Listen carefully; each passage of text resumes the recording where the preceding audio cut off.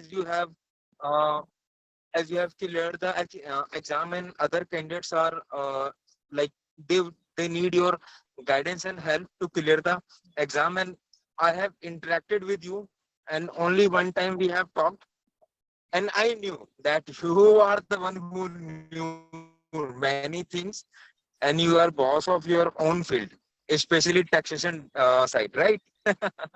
Yashwant, can you please share your strategy for the GS, because you have scored very good marks in GS, and then Yes. whatever doubts students have, we can take that, right? Yes, definitely. Yeah. Thank you. Yeah.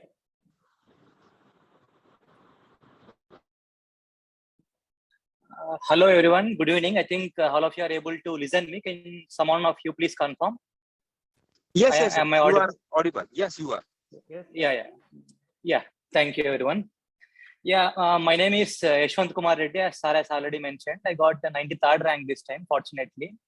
Yeah, firstly, the reason why Sir is asking me to explain my GS strategy is that I got around 428 marks in all the GS combined, which is considered a good score in GS.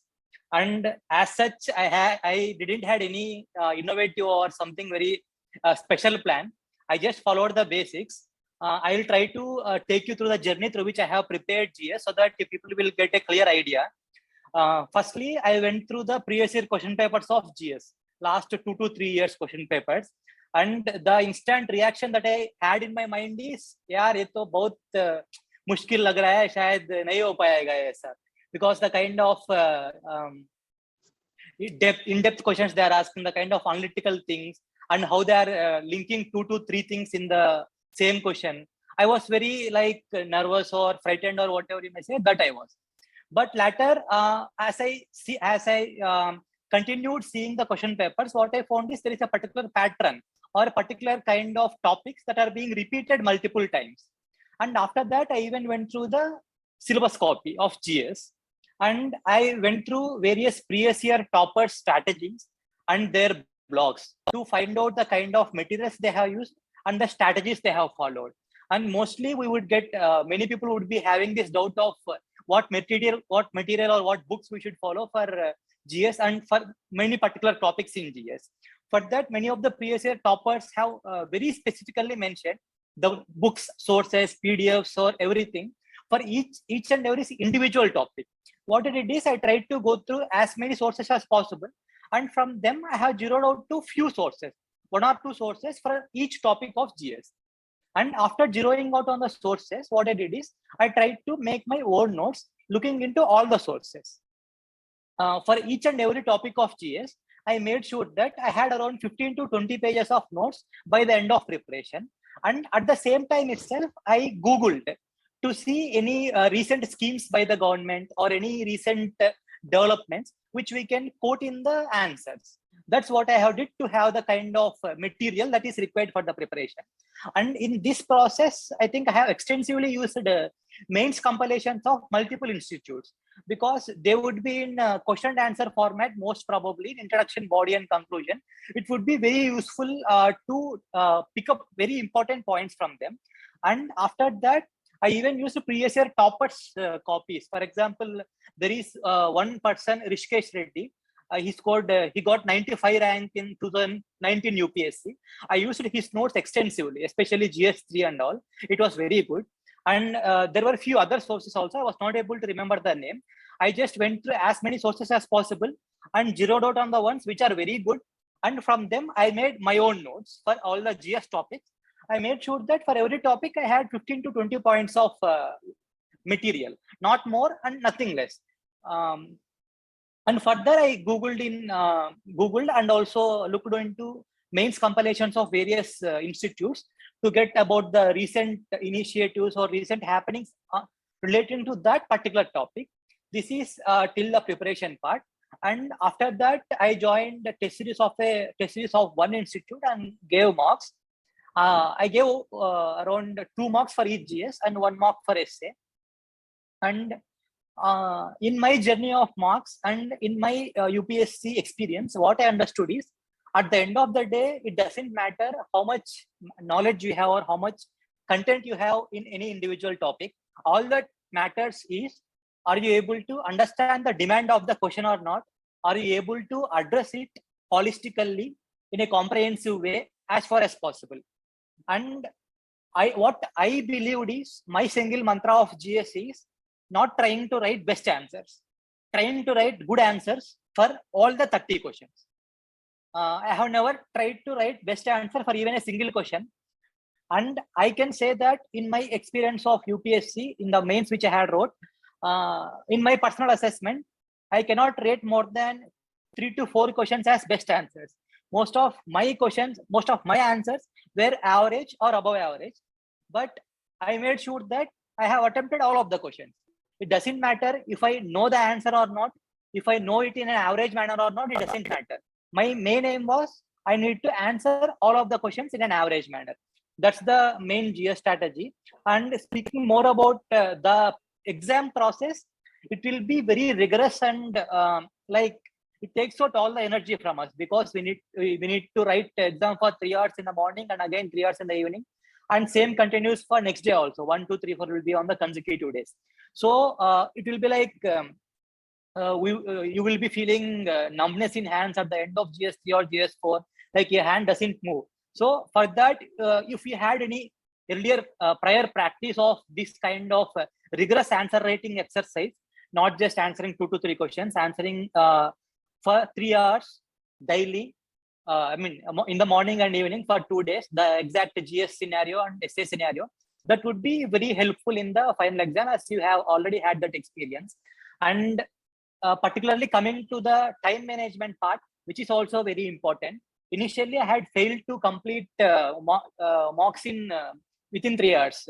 I was, as I have already told, I wrote around 9 mocks. Among those 9, I was able to complete only 1 mock within the specified 3 hours. Others, I was not able to complete within the 3 hours. I dragged it around 15 to 20 minutes at least. But the exercise that I did during mocks is I made a mental plan of how I need to attempt that paper in the exam hall.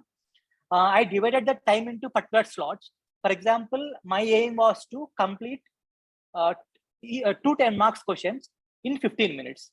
So like initial 15 minutes, I need to complete 2 10 mark questions. After that, next 15 minutes, next 2 mark questions, so on. If you do in that way, I think we will complete all the 10 markers within 1 hour, 15 minutes or something odd. After that, for 20 markers, for 15 markers, what I did is I had this aim of completing each 15 markers in 10 minutes. If we keep this plan, we will have around 5 minutes of buffer. That 5 minutes buffer we can use for miscellaneous activities like the OMR bubbling and signing thing, which we have to do when the English letter comes, or otherwise some particular question which we need to drag because of various reasons. So in this way, I have managed time.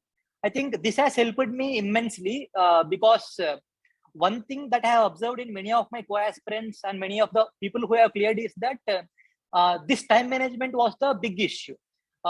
Generally, we tend to write more in questions which we have more content, or questions which we have prepared enough.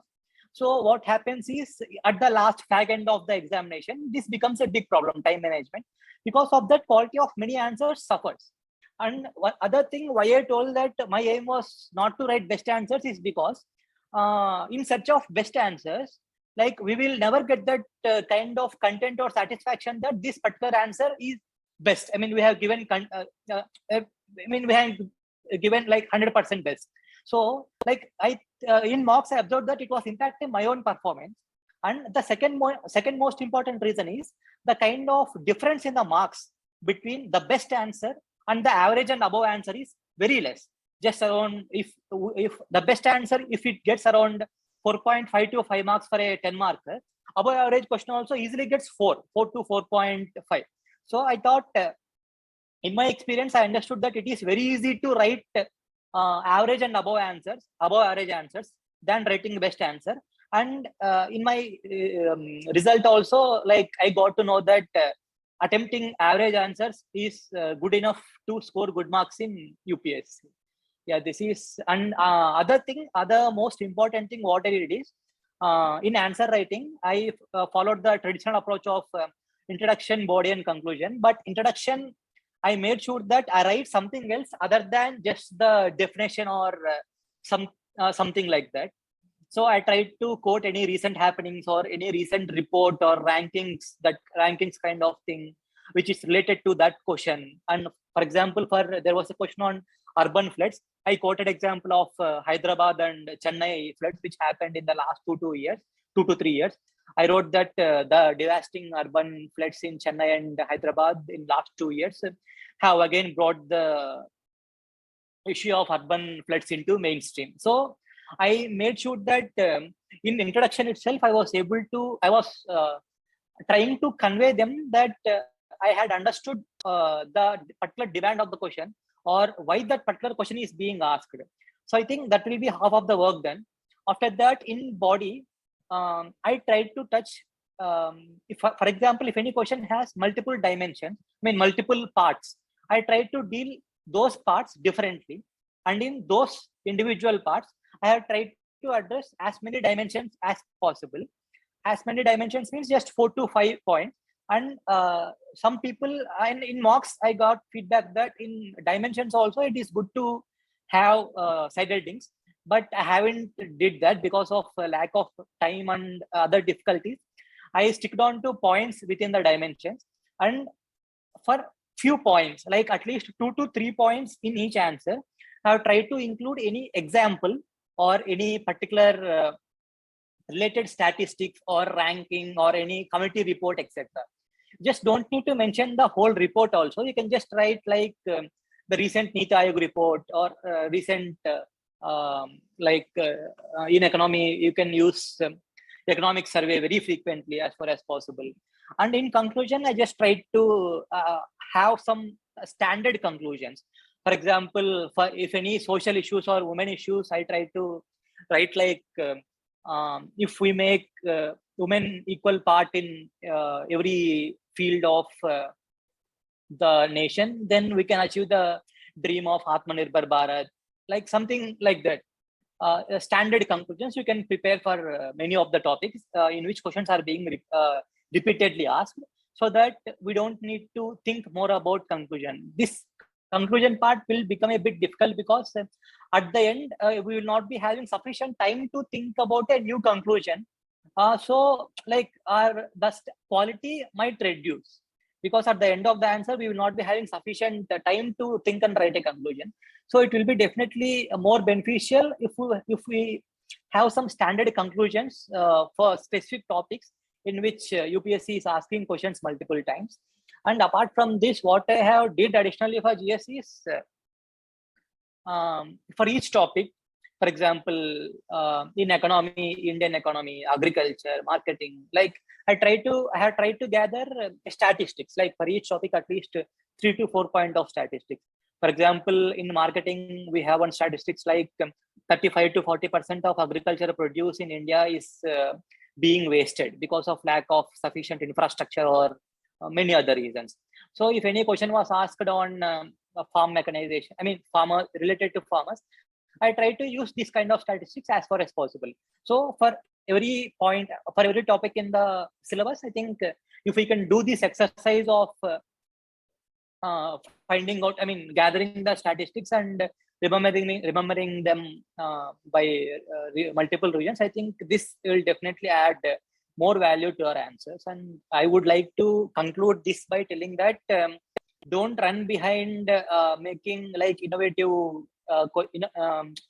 don't have this perception of your answer should stand out among all the others, then only you would get good marks. Even I had this at the earlier stages of my preparation, but in my experience, what I found is your one answer standing out of the crowd doesn't get you good marks in the whole paper, but that might not guarantee good marks for you in the entire paper. But having average or above average answers for all the questions, that would definitely guarantee you good marks in the paper. That is what I have found in my limited experience. Yeah, thank you. Now, if anyone has any specific doubts, I would be happy to answer. Yeah. Yashwant, can you please share your number of attempts and your marks in earlier attempts in GS, especially in GS? Yes, I think it's better I would give my a brief introduction about myself so that people can ask questions in a better way. Yeah.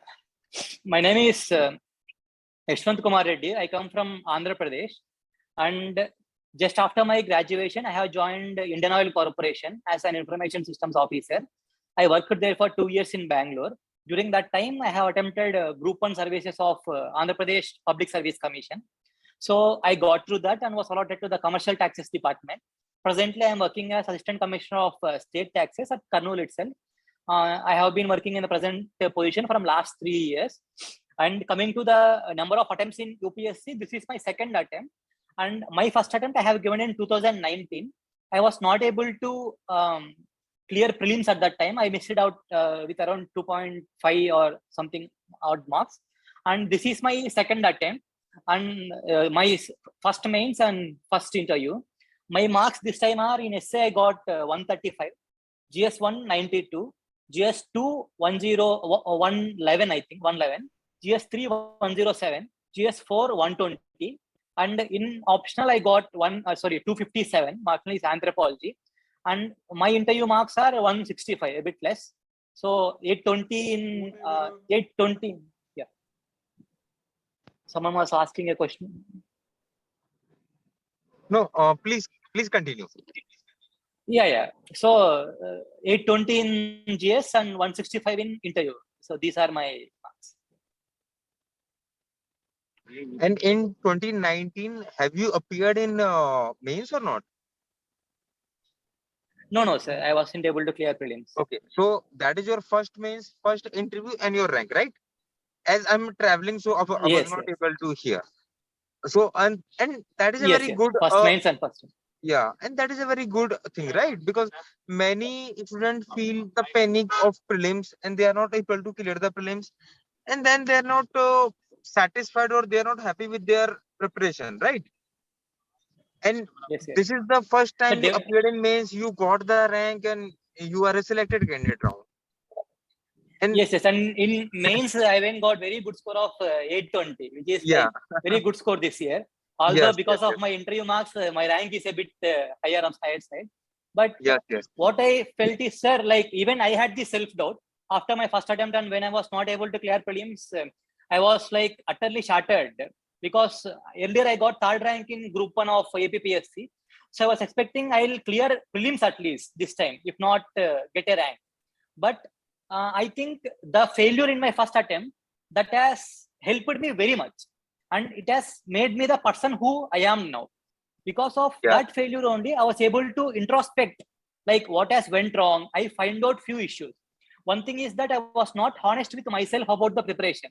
After mock test, prelims mock test, what I used to do is, even though some questions were wrong, in the mind we would be thinking something, and at the end, at the marking stage, when answering, we will go to one option, although we have doubt in one or two options. So those kind of questions I need to mark correct during mock test. So I was in the false hope that I will clear prelims easily. I was getting around 100 to 110, some kind that kind of marks. So like that was a very big learning point, that I need to be honest about the preparation with myself, at least at every stage of preparation. And I did that in the second attempt. So because of that, I was able to like overcome many of the issues I had. And the kind of preparation that is needed for prelims and the kind of preparation for mains is entirely different. So even if you have failed prelims for 5 to 6 times also, it doesn't matter. A mains attempt is entirely a new opportunity, new chance, and your earlier failures doesn't decide our result or our fate in the mains.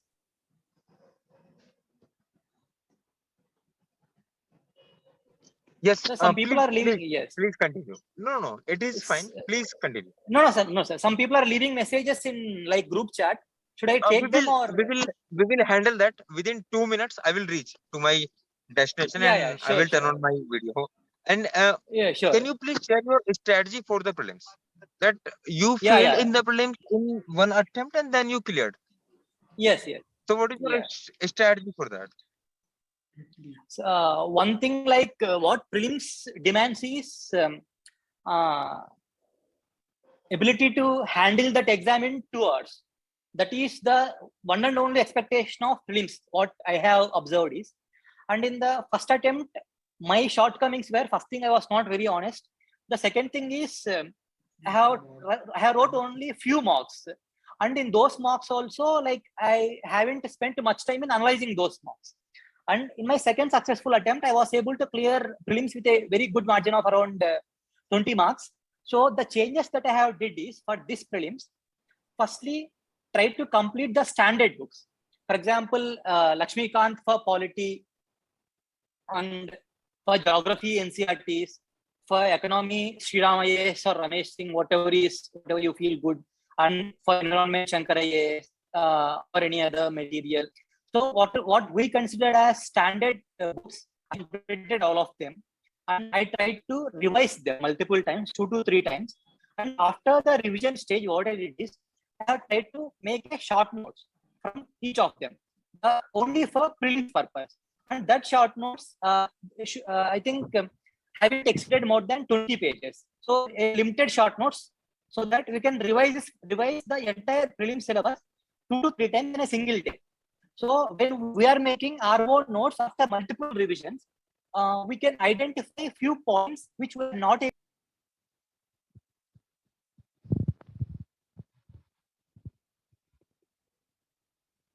Excuse me, sir, something went wrong.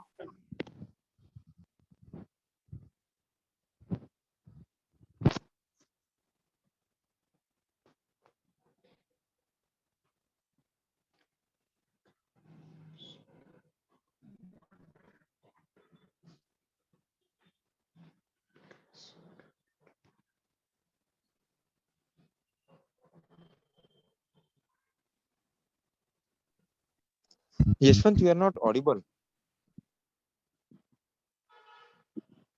Hello, Yashwant, are you there?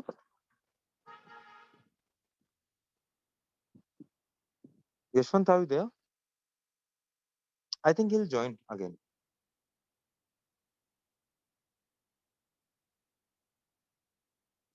Yashwant, are you there?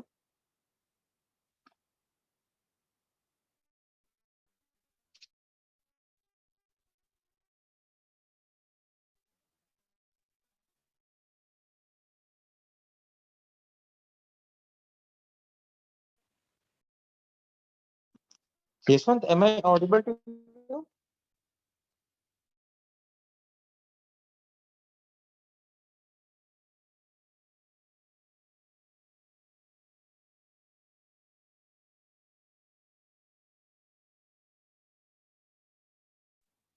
Yashwant, am I audible to you?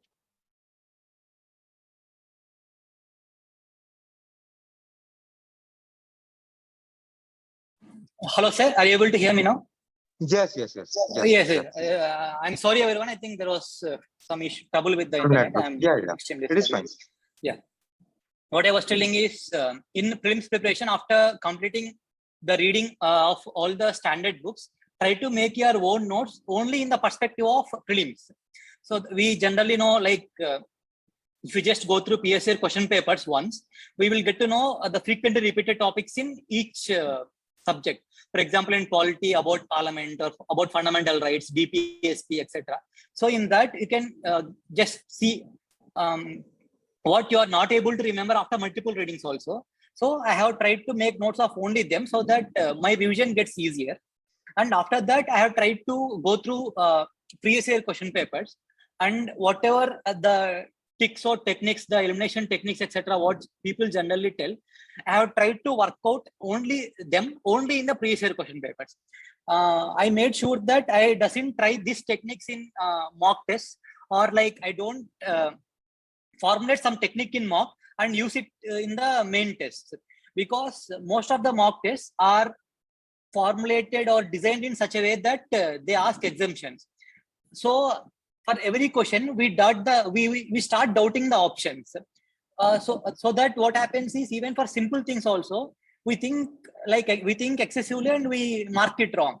So to avoid that, so whatever the strategies we want to make, it's better to make in only previous year question papers of prelims. So I did that. I went to previous year prelims papers from 2014, starting from 2014, and I have identified like few ways in which UPSC is asking questions, like how it formulates answers, or how we can mark a particular answer when we are not having sufficient information, what people generally call a eliminating technique. And I sincerely request each and every aspirant, don't depend excessively on those, because they will backfire. They have backfired for me in the first attempt. And in the second attempt, I have tried to refine my own approach by testing these things, what I have thought as few things that will work in the examination, by using them, by testing them only in the previous year question papers. After that, I have zeroed out on few things which I need to do in the exam. And one more thing about prelims, after preparation, like for most of the current affairs, I have did coaching institutes compilations, prelims compilations. I wasn't having enough time for daily news reading because I had to manage that with my job. If anyone has enough time, then definitely reading daily newspaper is the best thing. But if you are not having that opportunity, then you can even cover with the coaching institutes material, the prelims compilations. But definitely you will be at loss. That loss you need to compensate by working on static issues or some other things. So if you are not reading the newspaper directly, assume yourself that you will be at loss of 2 to 3 questions. So you need to develop your own strength in some other areas so that you can balance or compensate that loss. And further, I think the most of the prelims, like the game of prelims, is in the examination itself, the 2 hours, how you approach the paper. First thing is, when you encounter difficult questions, don't panic. If it is difficult for you, it is difficult for everyone.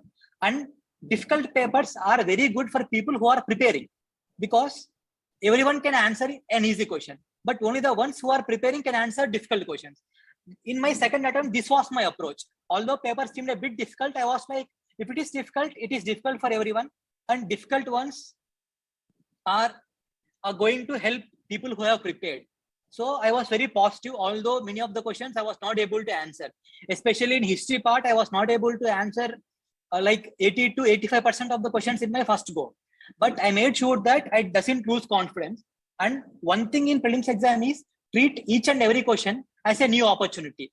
Like they say this for interview preparation, treat every question as a new opportunity or new war or something. And I think it works for prelims also. Don't get bogged down. If you're not able to answer 10, 15 questions in the same go itself, it doesn't matter. At the end of the day, you just need around 60 questions positive. Even you had 40 questions of negative, you will be on the other side of you will be on the selected list. So make sure that you find out the questions which are easy, or which are static, or which are direct, or which you had some experience with, or which you can answer. Like finding out that questions from the entire paper, separating the difficult ones which you cannot answer, there lies the entire game of prelims.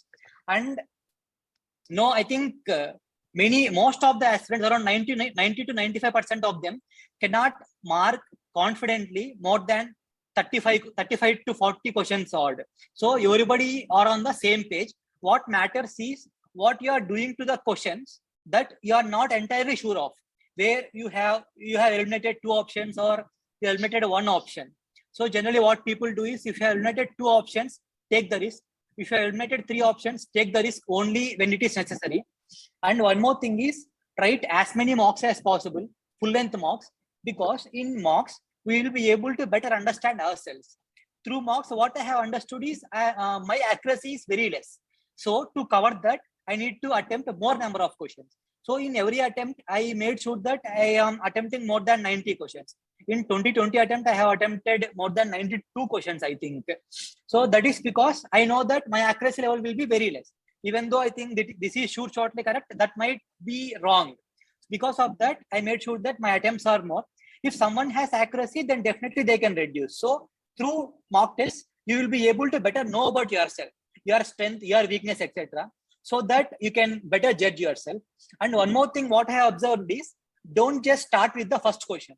Generally, these days, what they are doing is, they are trying to give all the questions from a particular topic at the same place itself. So generally, polity questions are a bit static and easier side. On the easier side, many of us will be very good in polity.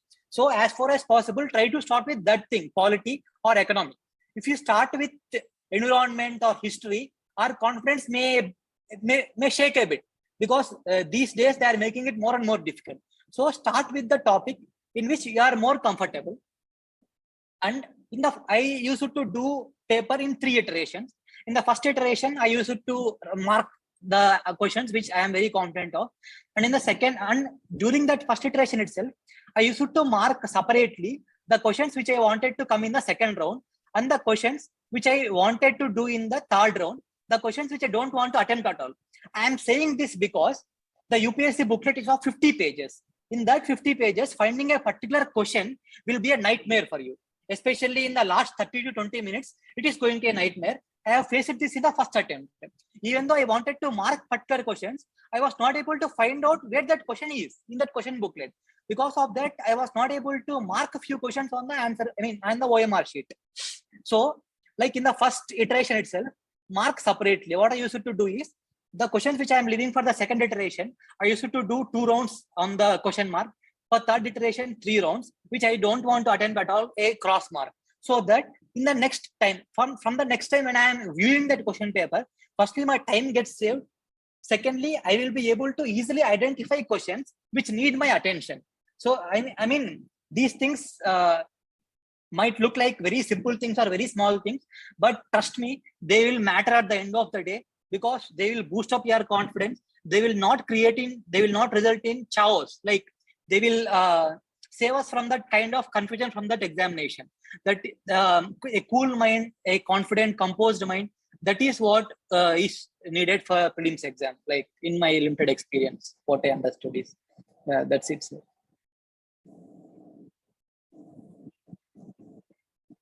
I hope I'm audible and yes. Yes, Yashwant, you have talked many good things, and I hope that is going to help the aspirants.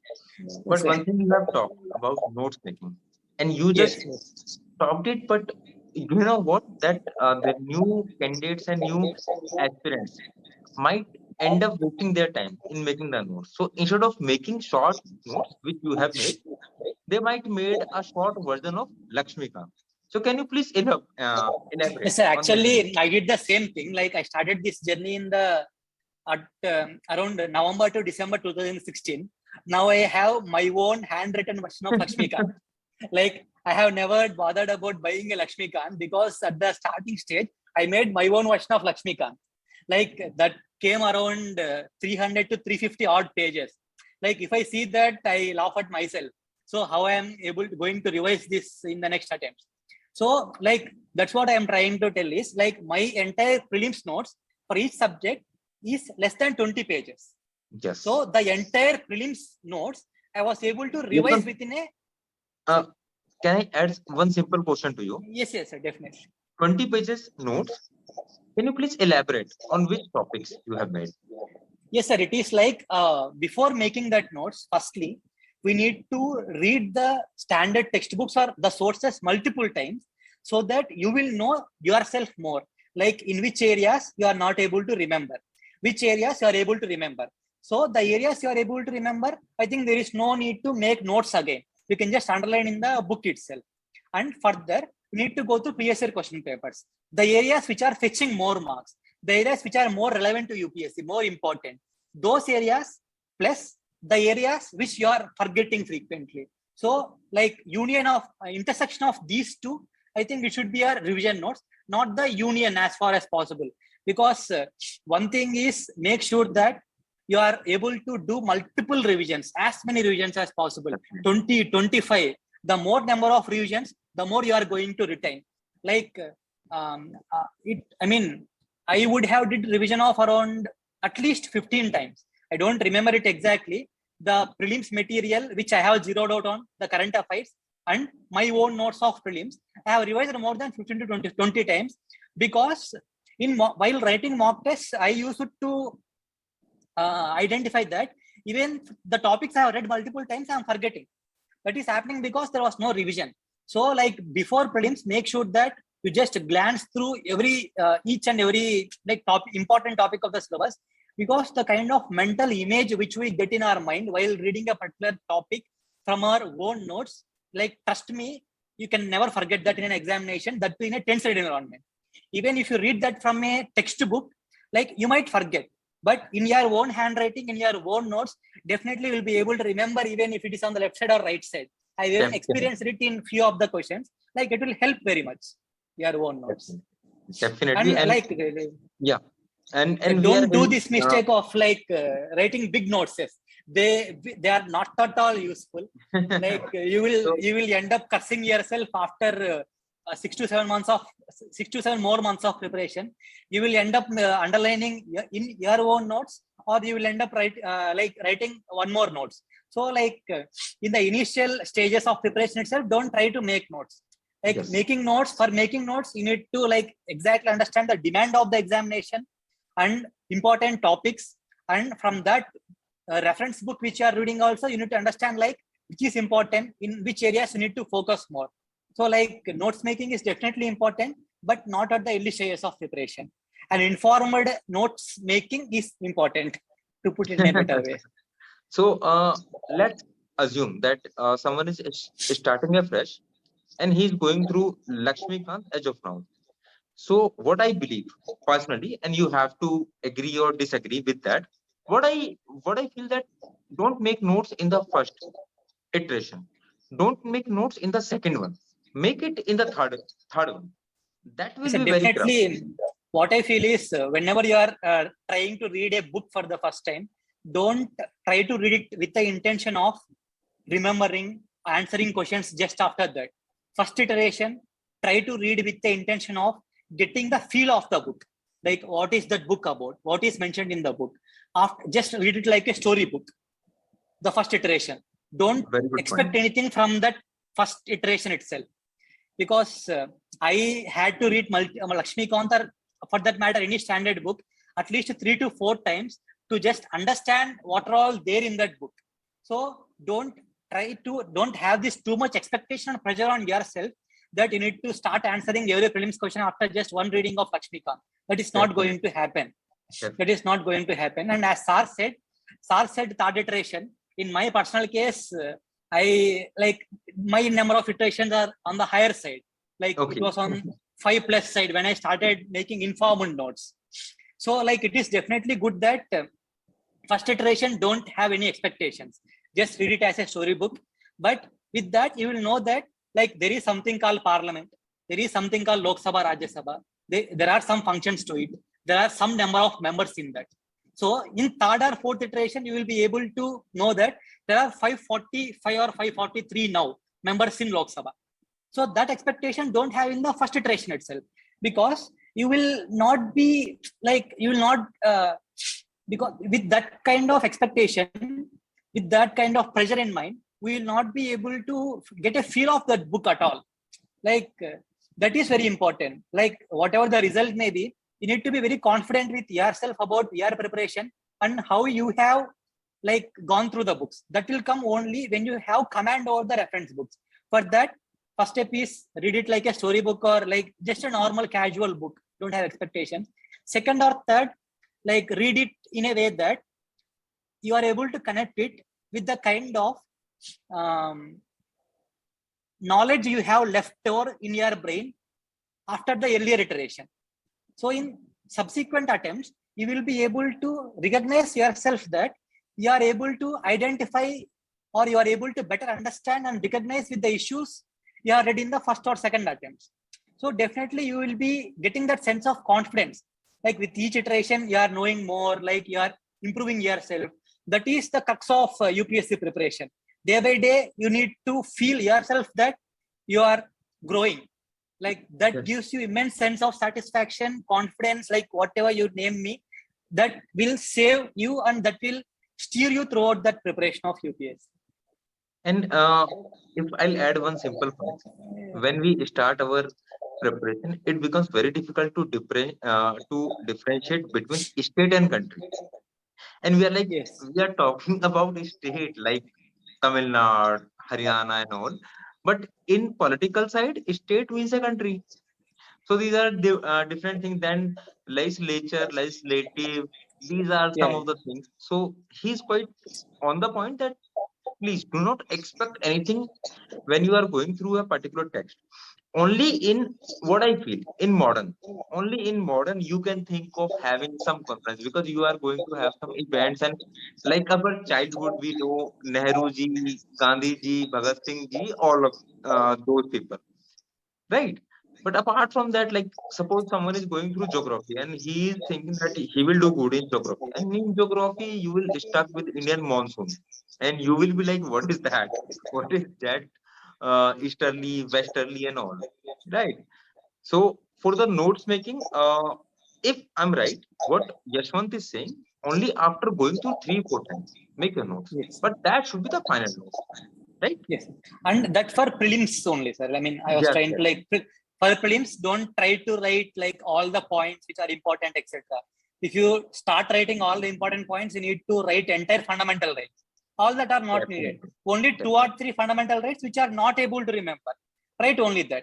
If for mains notes, maybe all the fundamental rights are important. But Definitely. prelims, only what you are not able to remember, that's important. Like in notes. Yashwant, my next Yeah. question is, can we have some integrated notes for pre-com mains? Like Yes, sir. pre-com mains. Actually, like what I'm trying to tell about the prelims is not exactly notes. It is Yes, just yes. like a revision papers. All put combined also will be less than 60 to 70 pages. And I think there is no need to prepare notes for prelims particularly. If you prepare notes for mains, in that most of the prelims topics are covered. Whatever are Definitely. not covered for prelims, they are in the current affairs, or otherwise they are going to you are going to read them. Like I think there are no 2 different books for prelims and main. Only in few issues like geography, you might add on few books. But in most of the subjects, I think there are no need. Yes, There is yes. no need of multiple questions, multiple sources also. When Definitely. your source is a single one, just make notes in the mind of keeping mains in mind. For prelims, like this is as the question was related to prelims, I just told that note making in the prelims aspect, prelims perspective. But notes making, definitely there is no need to make separate notes for prelims. Make notes for mains. Definitely the prelims will be covered. And when you are going through the previous year question papers, mock tests, etc., you will find out few areas which are missing in the mains notes. Definitely. That you can write, that you can cover again and like make a separate notes or whatever. Like. Okay. And on a lighter note, I would like to share one thing that in SOMP MP, I have taken many one-to-one sessions. I have taken interview, and this one interview was taken by me, but I have never uploaded that because in those coaching, toppers don't come back. But in SOMP, they do come back. And I would like to say one thing that Yashwant, now you are having like a lot of grace and a lot of charm, because after getting the rank, things have changed. And when we met, when we talked, and from that day, today, to you are looking very smart, if I would put in that way. So rank matters, definitely. And let's move towards mains. And as you have scored very good marks in mains, and already you have shared your strategy. Let's take 2 to 3 questions initially, and then we'll go for some specific questions. Okay, Definitely. guys. If someone is having any question, please feel free to ask. Unmute your audio and ask your question.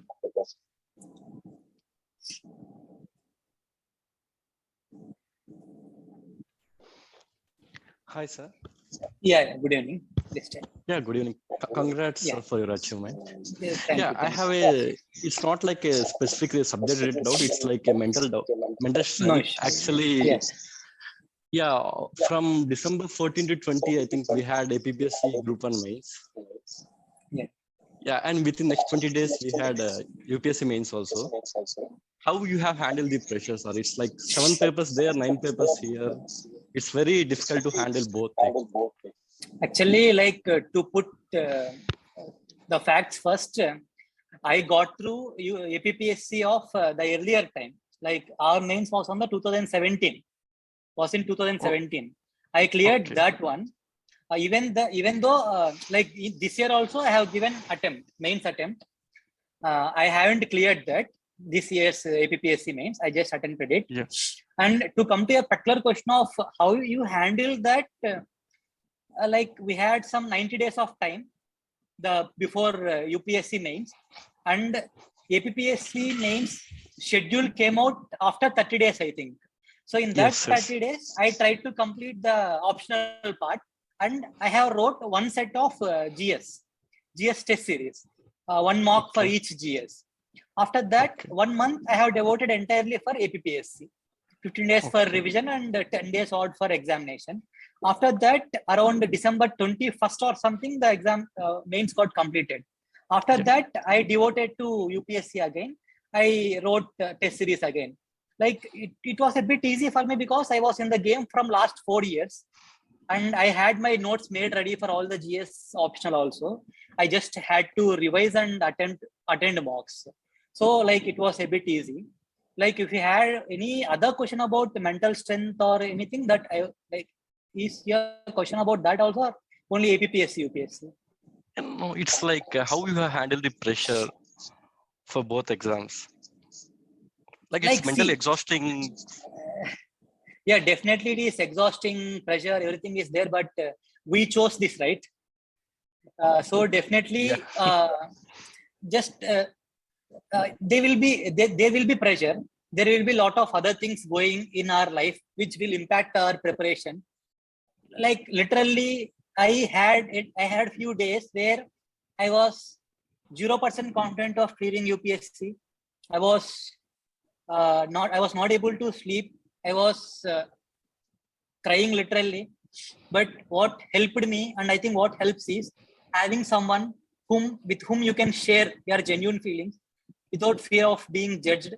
And like that thing, having some support system. It may be parents, brother, friends, anyone for that matter.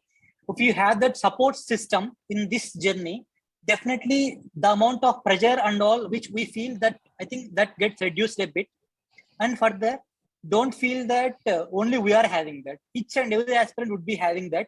The magnitudes may differ, the kind of pressure each one of us, the kind of problems each one of us are having, they might be different. But each one of us are, most of us at least, are going through a tough journey. So just don't think much about them. Like even when people tell that don't think about that, concentrate on preparation, having went through all that, having suffered a lot, what I experienced is it's not entirely possible to stop thinking about all of them and focusing on examination. Just accept that all those problems, issues are part of the process, and definitely we will be able to make through having all of them also. Just don't bug you down. Just accept them, think about them, and don't think much about them if possible. When you are reading, try to focus more on these things and take breaks. In those breaks, try to speak with friends, watch movies, or like whatever makes you light. I think that definitely reveals pressure. And one more important thing what I have learned is, don't try to put much emphasis on the result. Like it is very easy to tell me because I am on the good side, but definitely what I've experienced is, when I was having expectations of getting good rank, getting good service or something like that from the examination, I was putting myself into a lot of pressure. That's what I have observed. And when I have reduced that, like when I have focused more on the like preparation aspect, like my aims changed from getting IAS or IPS into like attempting this mock in a better way, attempting like completing one particular day in a more comfortable or satisfying way. So the way we change our aims, I think that will also reduce the pressure significantly. Like these are all the 3-4 points which I have followed. I Yes, think I I have would like to answered. add some of the point here. The person was saying exhausting, this, that, right? During the journey, everything is exhausting. But once you enter in that side, like Just Yashwanth had accept said, everything, sir. yes, like Yashwanth had said that now I'm on this side. So I think I'm not able to comment on that. Had he not get the rank, then he would have been feeling the same kind of pressure and other things, right? Another thing which I would like to say, during this journey, everything will become very exhausting, very depressing, stressing. It is for all the candidates. Even he was selected candidate in his state. He was doing very good. And when I talked to him, he was having very good knowledge. But there is a zeal that yes, I have to go there, right? But even during that, he was having that. What if I will not get the rank? What if I will not get selected? And he got a very good rank. This is common to all. But what you have to do, and I would like to add one point here, which I would request Yashwant to continue. That mental health becomes very important. And mental health is one thing because he was under very good job. He was not unemployed. He was not someone who was looking for employment. He was doing a very good job. But despite of that, our aim, our zeal, our aspirations, that becomes very important. Those who are not having the job, I can tell you from my personal experience, these everyday Sunday life is very good. Every day is Sunday is very good. For Yashwant and me, every day was not a Sunday. Monday to Friday, we had to go somewhere. Now I'm free. Yashwant is free. And we used to remember those days. यार those days were very good. है ना? अच्छे दिन थे वो कि कहीं कोई जॉब नहीं थी, कुछ नहीं था. And during those days, you are not able to prepare. That is the main issue, right? Apart from that, I would request Yashwant to share some of his personal experience about mental health. I think that will help many because Yes, you sir, were definitely. working, but you were looking to enter in that side, and now you are in that side. So, like one thing is, sir, like I had this sense of lack of confidence. Like that was a bit very more. Like people who have interviewed me or people who have seen my answer scripts, etc., they were getting confidence that I will clear. But I never had this confidence that I will clear definitely. So, like because of that, I had to face like lot of pressure on myself, lot of self doubt. Like when I was seeing in YouTube previous year mock videos or something, I always feel like, will I be able to reach that stage or will I be able to answer in that way or not? Even though people generally tell that you are good enough, but I had this doubt, self doubt. Definitely, many of the aspirants will be having that self doubt. And one more thing is, I consciously made this decision that I'll take employment from the next day of, just after completing graduation itself. I am a person who doesn't want to take risks. I am a less risk taker. So because of that, I feel this works for me. Why I'm telling is many of my colleagues or many persons in the office, they should tell like, why you are coming to office, you have interview, you have mains in these many days, it's better you prepare, this opportunity doesn't come daily. So like there are n number of people who might be trying to put their perspective into us. Like at the end of the day, they don't know, right, what we are going through, how we are thinking. So like ultimately, you need to take a call on what inputs you are accepting.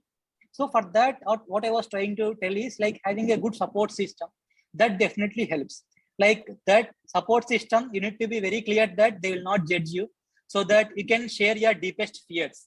Like I had a good support system from few of my friends or my colleagues now also. When I send some answers, they were like, these are rubbish. When I sent some good answer, they were genuine enough to tell that this is very nice. So that kind of genuine persons are very good. And I have given more number of marks, like 30 to 35 plus.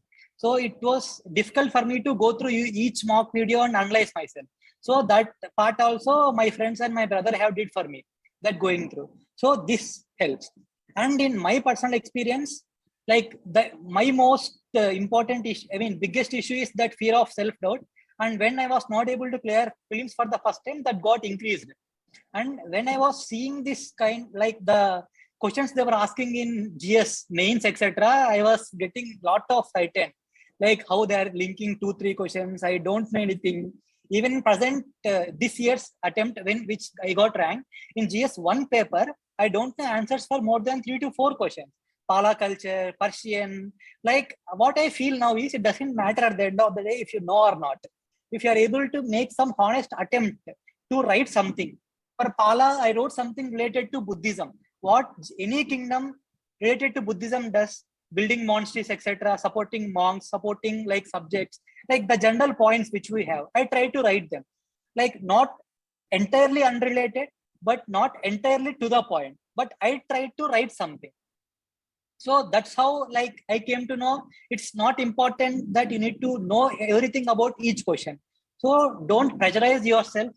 And one more thing is I kept myself ready for success and failure. Even on the day of interview results also, I was mentally having two scenarios in my mind. When I get a result, someone will call me for sure shortly after the result is out. Otherwise, no one will call me. I'll inform them. Few of my close ones I haven't cleared. Definitely, I am sure that they will cheer me up. Although I might be very sad, I have prepared these two things mentally. So even though I might not be like, I'll not be happy definitely, but I would be able to bear that without much shattering, because I kept myself mentally preparing at each stages to be ready if I don't clear also. Like one thing is like if you start enjoying the process, I think the main fruit becomes less relevant for our happiness or anything. But Like many people Yashwanth, might think it will be very easy for me to say that. yes, Like, yes. so Yeah, please definitely, continue. Please continue. yeah, definitely the result is very much important, and that is what changes things for us. But what I'm trying to tell is, even if the result is not what we have expected also, don't try to demean ourselves, or don't try to think like we are not good enough.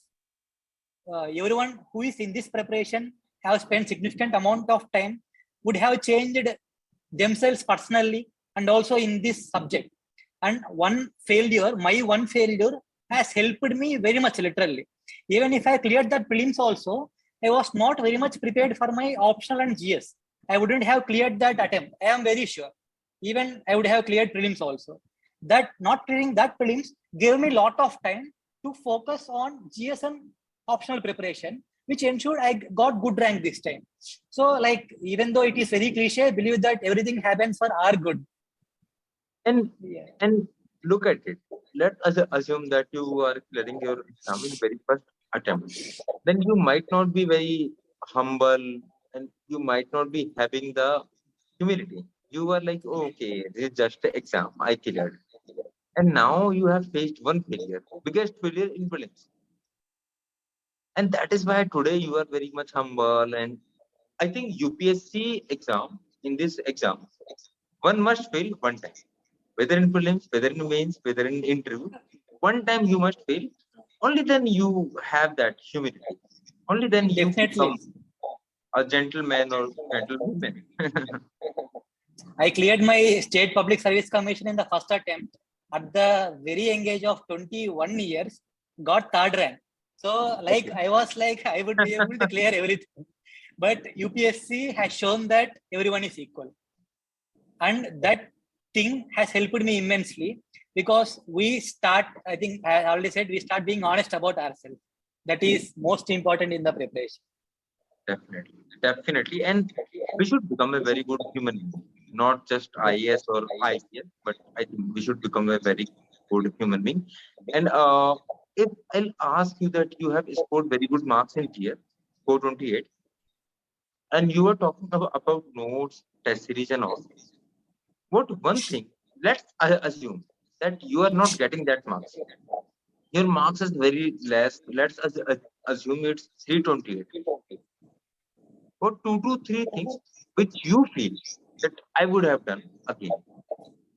One thing is answer writing practice, sir. I haven't did it much because I was not having that much time daily, and also I was not very confident about my answer writing skills.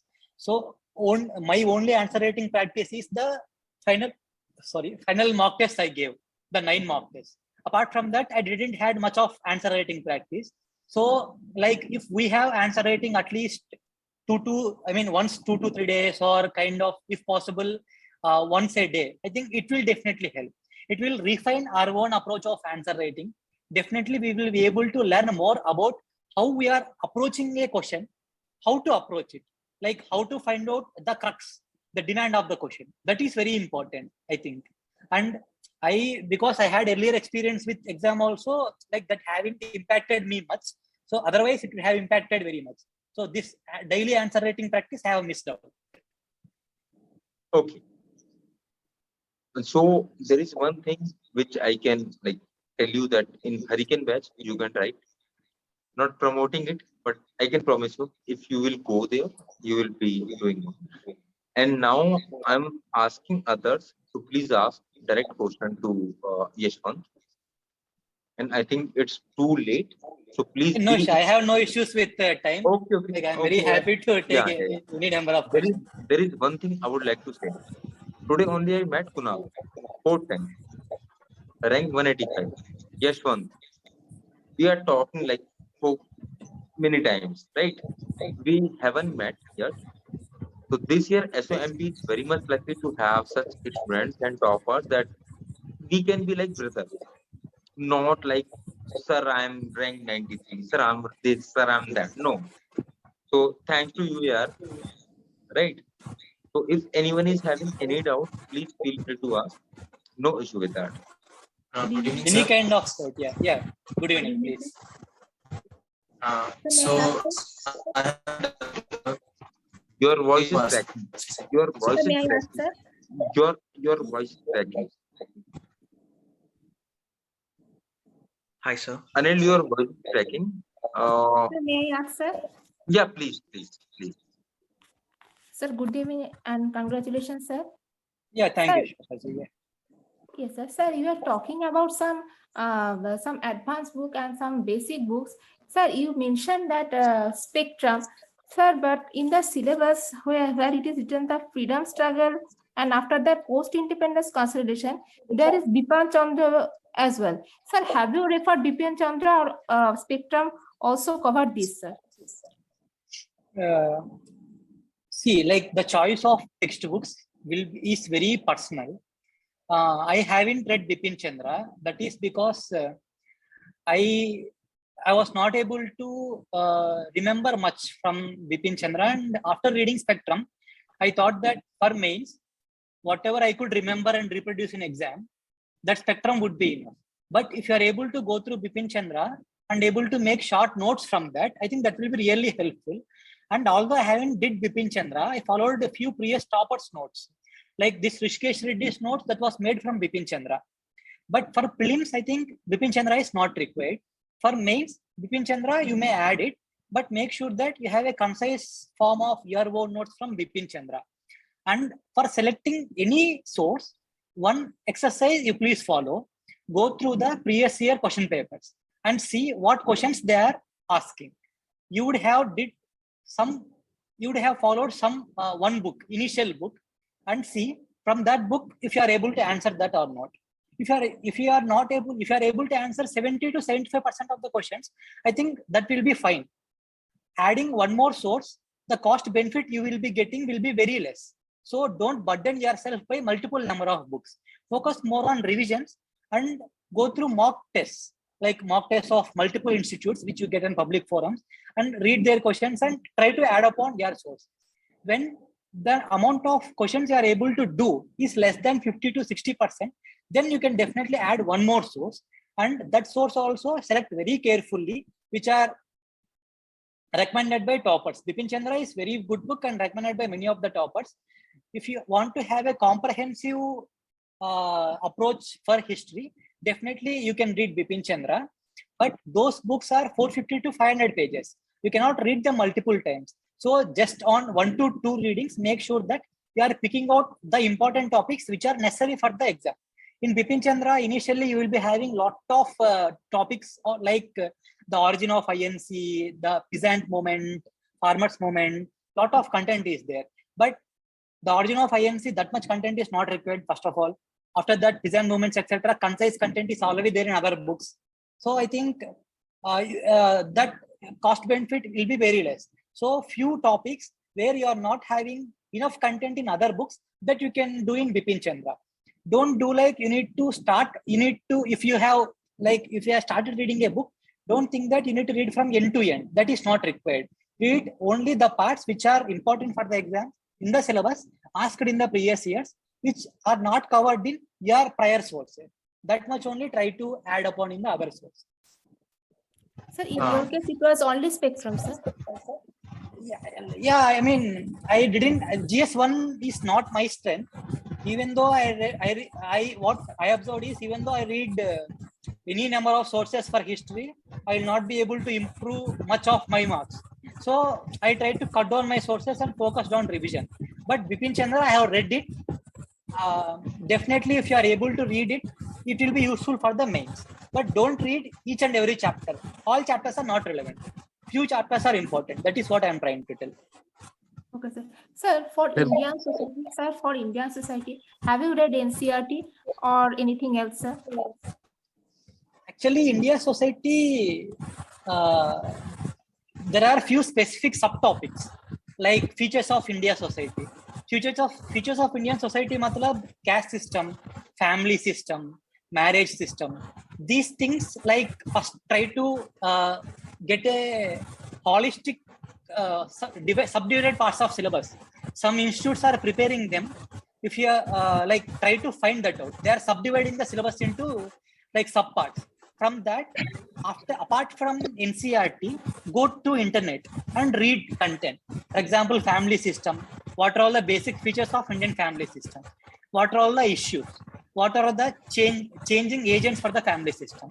And how we can preserve, or like what are the pros and cons that are happening because of happening to family system because of globalization, etc.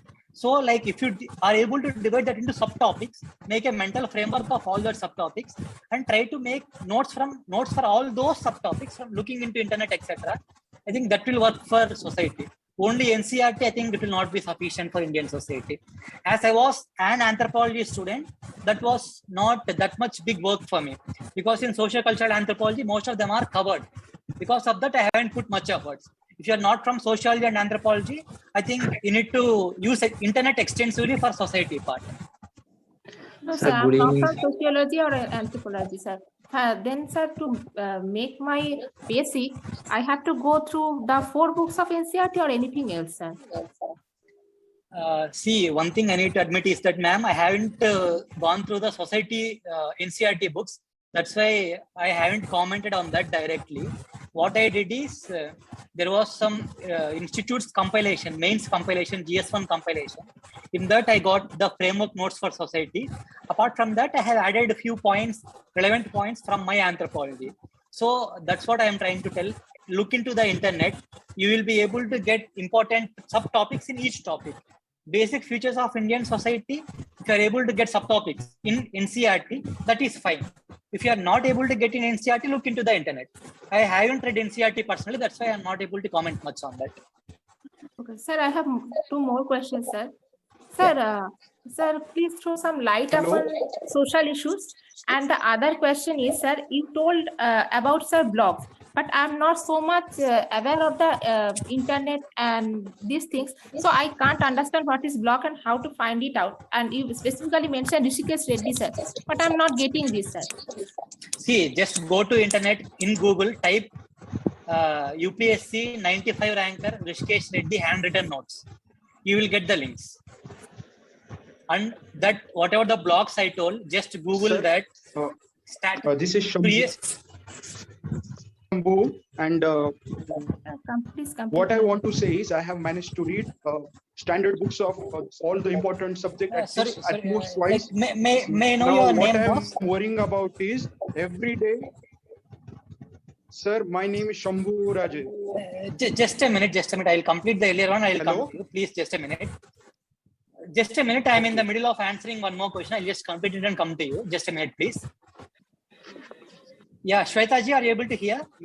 Yes, sir. I am able Yeah, to hear. one thing you do is just go to internet and type previous year UPSC toppers blogs, BLOGS, or otherwise type previous year UPSC toppers sources, standard textbooks. You will get all the relevant links, etc. one by one. Just go through all those links. Nowadays, it is very easy to find anything in the internet. Just type what you need in Google. It will tell you. No issue. Answer social issues that I asked. Please throw some light upon Like this. what particularly you are expecting me to answer? I am unable to understand your question exactly. Sir, how to read this or how to relate with the society part or governance part, these things. Actually, I don't. Like social issues in GS1. Yes, yes, yes, sir. I don't think like this much rigorous exercise of linking with governance, etc. is like important. Sir, can I take any coaching institute's name here for sources?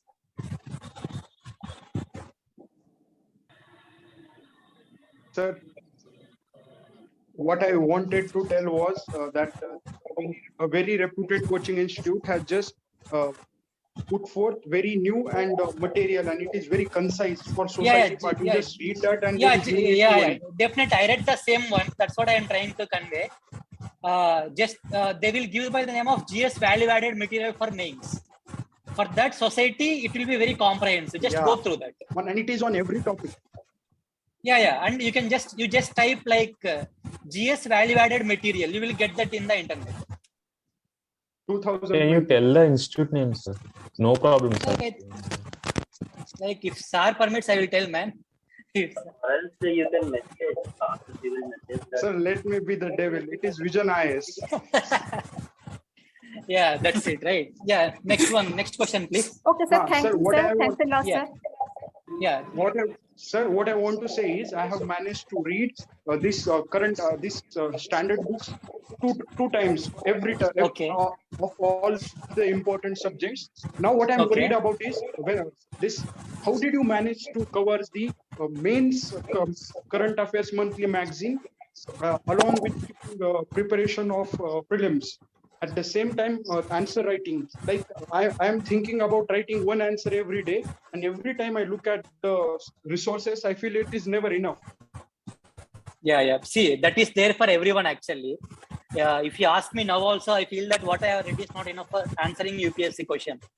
So that is always there. And when we postpone answer writing till the day when we feel confident about having enough material for writing an answer, the day is not going to come. Trust me.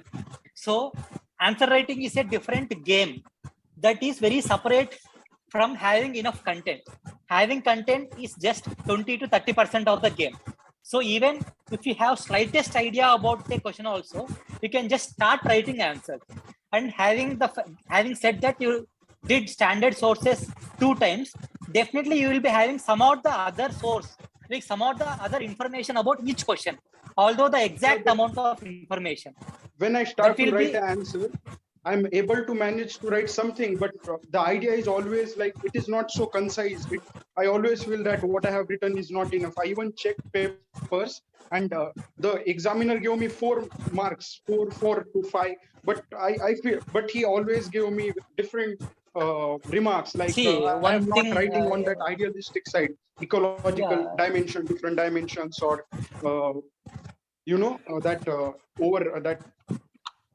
Seplitz approach or what? Like he explained.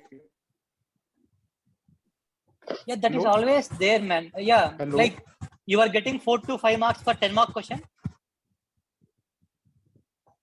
No, sir, 15 marker. I get 5 marks for 15 marker, and for 10 marker it is. I never get less than 4. But I know that I have not studied. I mean, I just write what I feel is right. See, like from what you are trying to convey with little understanding I could get is you have a kind of very rigid approach towards answer writing. You just wanted to write what you want to write, what you feel correct from your heart, you are putting there. I just stick to the question. Okay. And like if there is a question is consist of 2 or 3 parts, and I know that we have to write the need and we have to write issue and way forward something.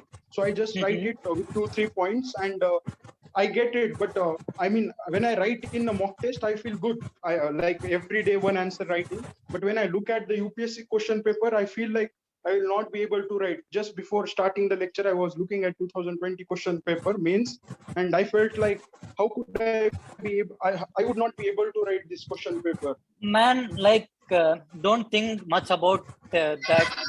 See, if you have asked me just before the day of my mains examination, will you be able to confidently answer a UPSC question? My answer will be no.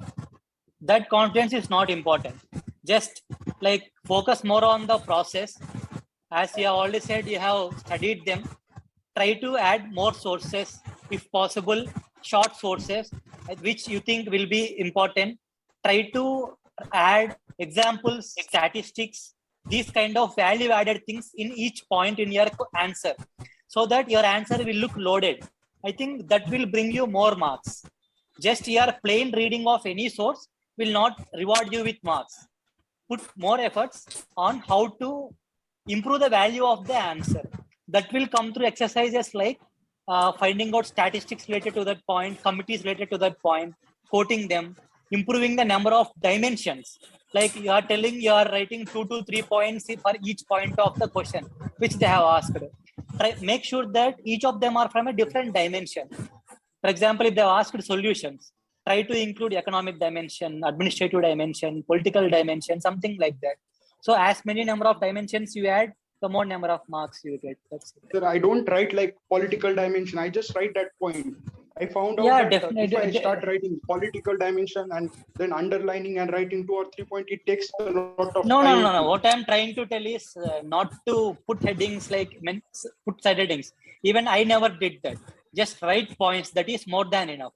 Make sure that those points are not very near. Like from a same topic, we can like for example, for particular solution, urban local bodies may for urban floods, you want to write solutions. You can write like giving more funds to urban local bodies. Then second point, you might write like improving the functional capabilities of urban local bodies. What I am trying to tell is don't do this. Try to include points from more dimensions. You can add like reducing the concretization. Yeah, geographical wala. Reducing the concretization or afforestation. So a different dimension. That's what I meant by political geographical. Not put side headings. That's not needed. And sir, last question: how do I manage the optional? Like I have not yet started. I have taken optional of PSIR, and I was just wondering about while reading these books, revising this book at the same time, answer writing a good answer, it consumes a lot of time. And what about the then optional? You don't get much time every day. Which attempt you are going to give? 22 hours? Yeah, first attempt. So there are two approaches here. What some people do is they devote a few hours of each day to optional. Some others, they try to put 2 to 3 hours. Few hours, not just 2. Few hours, it depends. And some people devote entirely 2 to 3 months for optional. What I did is I devoted few months entirely for optional. After writing my notes and all, I did only the test series answer writing. Apart from that, I haven't did any answer writing. So you can manage like one answer from optional, one question from optional, one question from GS. That would be fine, I think. Every day, just one question from GS and one from optional. And you did not make a particular notes from optional, right? You just read the optional and then you joined the test. No. I made my own notes. I put 2 to 3 months into optional preparation. I made my own notes. And whatever I say, don't take it very rigidly. See, when I am telling one answer for GS, one answer for one optional, my basic intention was give equal importance to GS and optional. What is going to decide whether you will be able to qualify mains or not is your optional essay and ethics. In others, you will not be able to create that much of difference. So your GS entire preparation is equal to your optional preparation. So whatever the amount of answer writing you are doing for GS, do the same for optional. That's what I am trying to convey. Sir, hello. Hello, sir. My optional is anthropology. Many people are asking that in chat. My option is anthropology. Yeah. Sir, good evening, sir. Yeah, good evening. My name is Kalyan. Yeah, please. Sir, I am from Andhra Pradesh. First of all, congratulations from all our JNTU students. Thank you very much. Yeah. Sir, you have cleared APPSC in first attempt. When you started your preparations? Like for APPSC or APPSC. No, man. Like in BTech, I was preparing GATE. After getting into IOCL only, I started APPSC and UPSC together. My preparation started at around November to December 2016. How will you start your preparation, sir, for APPSC? With which subject? Don't focus on APPSC, Kalyan. It's not that much rewarding. Like I had this advantage of having a notification just in the year in which I have graduated, and there were a good number of posts. That way I have Now took that. there are no But such posts, sir. there are very less number Every of year there posts. is no So notification. Every year like there is no notification. no, like don't put APPSC as your primary option. I don't advise that. Put UPSC as Sir, your I primary am in third option. year BTech seriously, sir. I'm in third year Okay. BTech. Okay. Then I think Now prepare for I want to UPPSC, man. After graduating, you can start APPSC. APPSC preparation doesn't need more than 2 to 3 months of constant focused concentration. Nothing else is needed more than that. I was able to clear that within 3 to 4 months of mains preparation. So don't have that APPSC preparation in your mind now. Prepare for UPPSC. If APPSC notification comes, then you can devote time then. If you start preparing now, the issue is the entire syllabus changes by then. The economy you need to read again, and whatever many of the AP specific issues you need to read again. Not that much every year there are beneficial. changes, sir. Now Sorry, every year there are changes in syllabus and yeah. So just don't focus on there APPSC is now. no That's not good now. Focus on UPSC. And how to start preparation means go through syllabus first step, go through previous year question papers. Although they doesn't make any sense to you, just try to read them. Try to get some sense from them. Second step, third step, go to previous year toppers blogs or whatever they are telling. Try to understand what are their sources or how they have approached the exam. Fourth step, try to have your own approach. Like start reading from any syllabus, any particular topic that you feel comfortable. Polity, economy, anything that for that matter. I think Sir, starting from polity and Lakshmi Kanti will be very good. I started studying NCRT, sir. Anything, man, like any standard books you can start studying.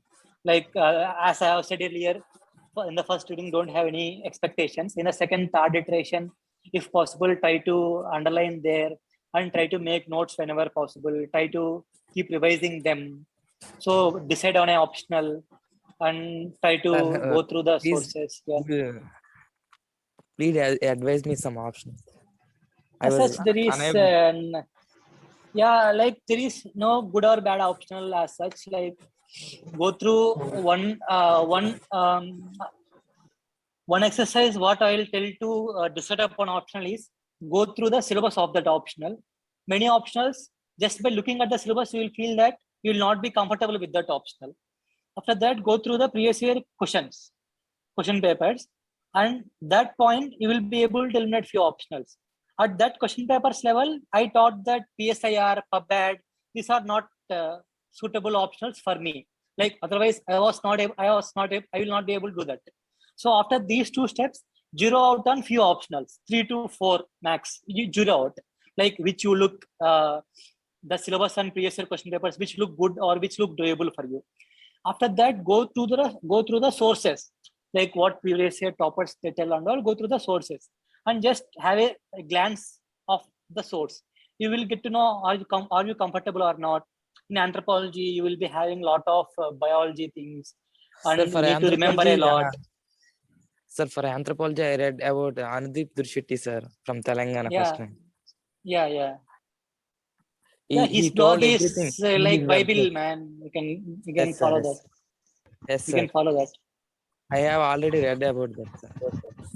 Yeah, see, it's not just about reading. If you are not still able to decide, there is a lot of more things that you need to do which are left over. So complete them.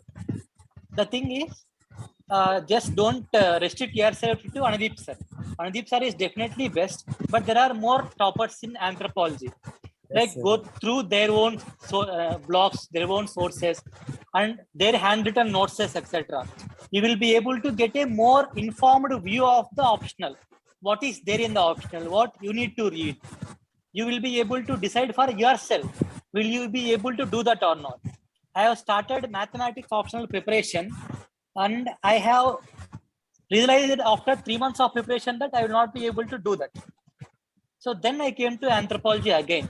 So if I have did the exercise which I have told you earlier, I wouldn't have lost those precious 3 to 2 months in mathematics. So like while deciding itself take good amount of time. As you are in third year itself, take 3 to 4 months of time. There is no issue. Try to go through all the sources, like just get a look and feel of the subject. Then you will be able to decide for yourself. Only thing is you should be comfortable with the optional. Optional is like a girlfriend. You should be comfortable with that. We don't go to girlfriend just because it is easy to get some girlfriend, or it is just a girlfriend is just what you tell, looking good or something, right? For materialistic aspects, you need to be comfortable with her. Optional is also like that. Your journey might be long. If things doesn't work out, you need to study that optional 6 to 7 years. So if you are ready to that extent for an optional, go with that. That's it. Yes. Sir, Any thank you, other sir. questions, man? Once again, congrats from JNT. Yeah. Thank you. Yeah. So this is So, can I Yuvraj Singh ask- speaking, sir. Yeah. Sir, my question is regarding mains. Like, what amount of pages of notes did you make? First thing is that, and second thing is like, how many times did you revise and memorize? Because there is a difference between revision and memorization. Because if you have revised that particular thing, just imagine 10 to 10 times, 15 times, even though you won't be able to reproduce it, those 10 or 15 points which you have made in your notes. So did you memorize? And I believe that everyone memorized. But again, when we are in a journey, we realize here they are talking about IAS officer. They don't memorize things. They are like, knowledgeable people. They just write what they have understood, what the conceptual understanding they have got. But what is your opinion regarding this? I am How many not times did you that revise? knowledgeable or something, man. I am very similar to you. Like first thing, like to answer your first question, like how much notes I have prepared and all. It's like I made sure that for every topic, I had 15 to 20 points. Nothing more, nothing less. Apart from that, few statistics, examples, something like that. For every point which is mentioned in the syllabus. Yeah, that's it. Okay. And for few topics, there will be like multiple subtopics. For example, basics of Indian caste system, you have subtopics. Indian family, Indian society, you have subtopics, family system, marriage, whatever. So like for every topic, 15 to 20 points. And for few topics, I wouldn't get more than 10 points also. It's fine sometimes. Just imagine, sir, there is GS1 syllabus, which includes ancient, medieval, modern. Don't talk about GS1, man. I am not much comfortable. Sir. It's possible we will talk about three. GS2 or GS3. Yeah. So you have made the static notes of those topics which are present in the topic, which are present in the syllabus. And then you have supplemented it with the current affairs. So, hello?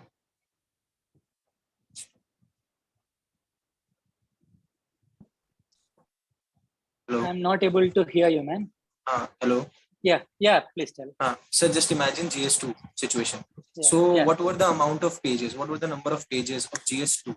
Like 100 pages I haven't counted, man, actually. Approximate. Just a guess. Like, would be around 250 odd mains. That's right. Yeah, that's right. Like for particular GS2 pages, which includes GS2 whole.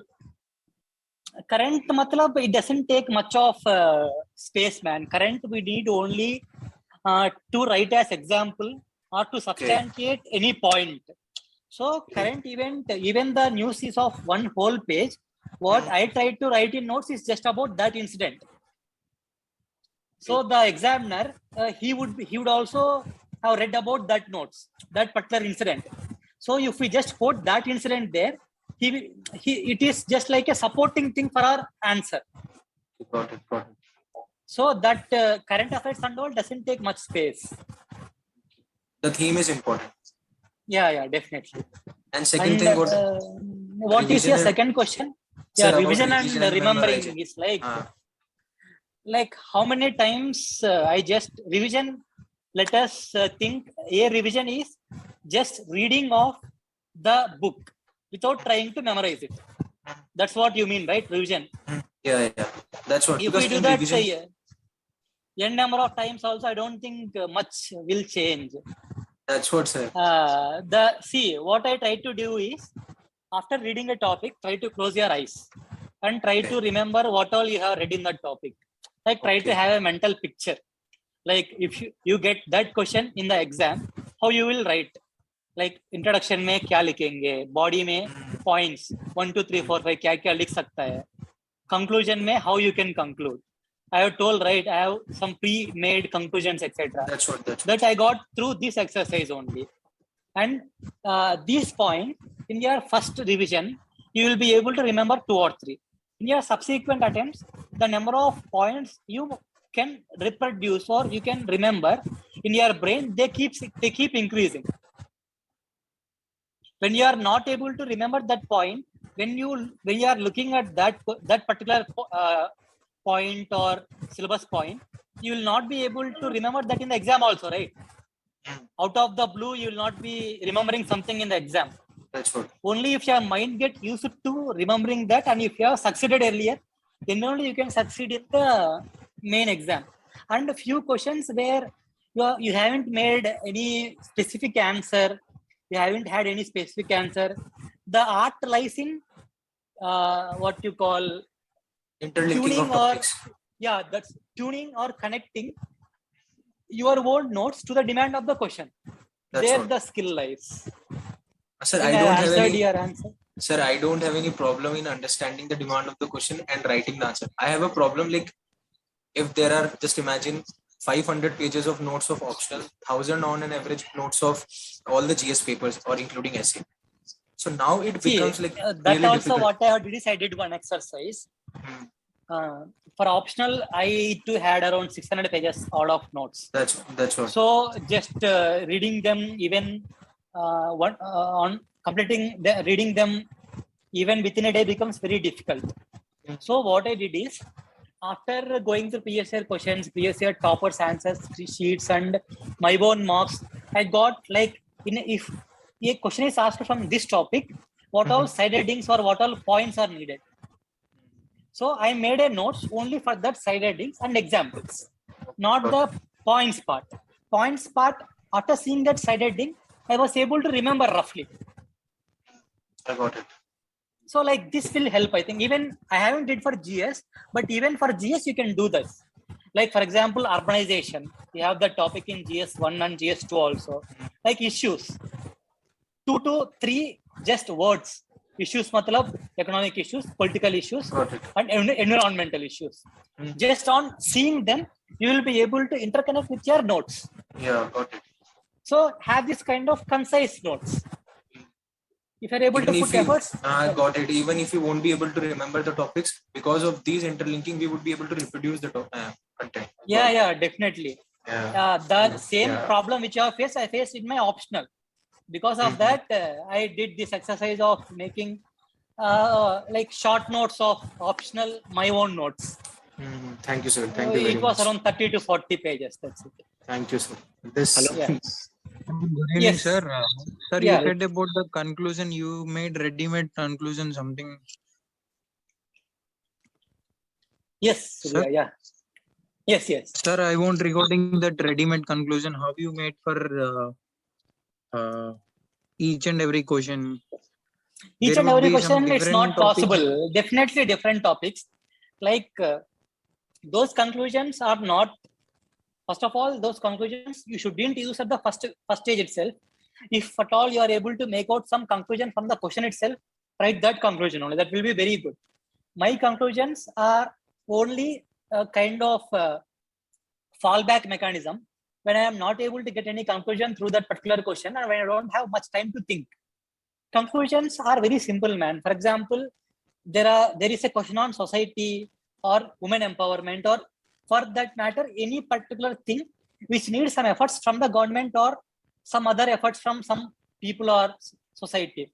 For that, you can conclude by telling that by taking the above steps within a short period of time, hopefully, we can see a new India, which our forefathers have envisioned in our preamble.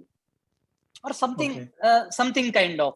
Like in economy, you can write like by taking these steps with holistic cooperation and coordination between all the stakeholders, we can definitely achieve the dream of $5 trillion economy. Okay. So Not going like, into specificity of the question. yeah, question based Generally on the covering the topics by. topic. For any Yeah. topic, for any We economic topic, need you to can change use the this. keywords. Yeah.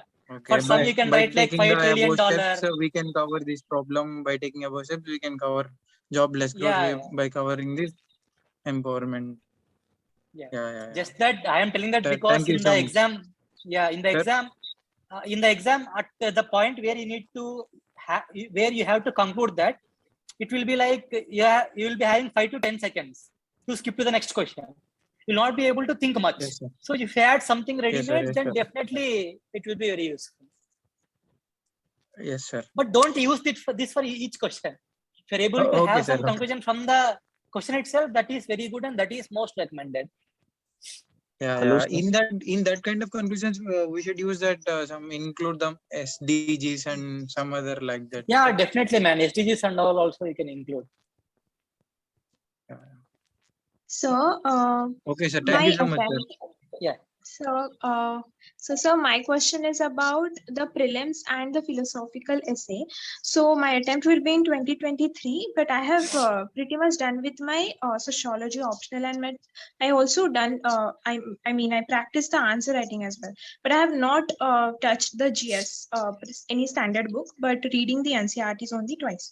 So, I'm pretty much fearful about the philosophical essay when I look previous year's questions, and also the prelims trend is very much changing. So what would you suggest? Because I'm pretty much afraid of the prelims as well, like for different. Yeah. Even this day, to this day, I'm also afraid. I have given this year's question paper also. Like even I can confidently say I would be able to clear that. Even with successful previous attempt also, that is all right. Like not having confidence and all, just accept that it is same for everyone. And to answer your first question about essay, philosophical essay, like there are a few toppers blogs. I think one is from Anudeep Durshetty sir. He has one book, I think, Answer Writing Strategy. In that he has explained how he has proceeded with that essay. And in any essay, only one thing they want from us is multidimensional thinking, problem solving capacity, and writing in a what you call good way, if not attractive, good way, like introduction, having that flow of essay, what they need in that essay, linking from one passage to next passage, the kind of interlinks, how we are able to bring in more dimensions, how we are able to provide solutions, how we are able to conclude that. And one easy approach which I have followed and worked for me is, this year I have wrote the philosophical essays. There were topics. I selected one like life is a long journey from being human to being humane. Do you remember that? Yes, sir. Yeah. Like, have you thought about that? Like, how you would attempt it if you are in the exam? Any 1-2 points? How you would start the essay? So I will have to think because I have not yet touched the GS as well. But I'm no issue. Just have a plain thinking. Like life is a long journey from being human to being humane. Like just tell me what is the demand of that essay. Like what he is trying to ask in that.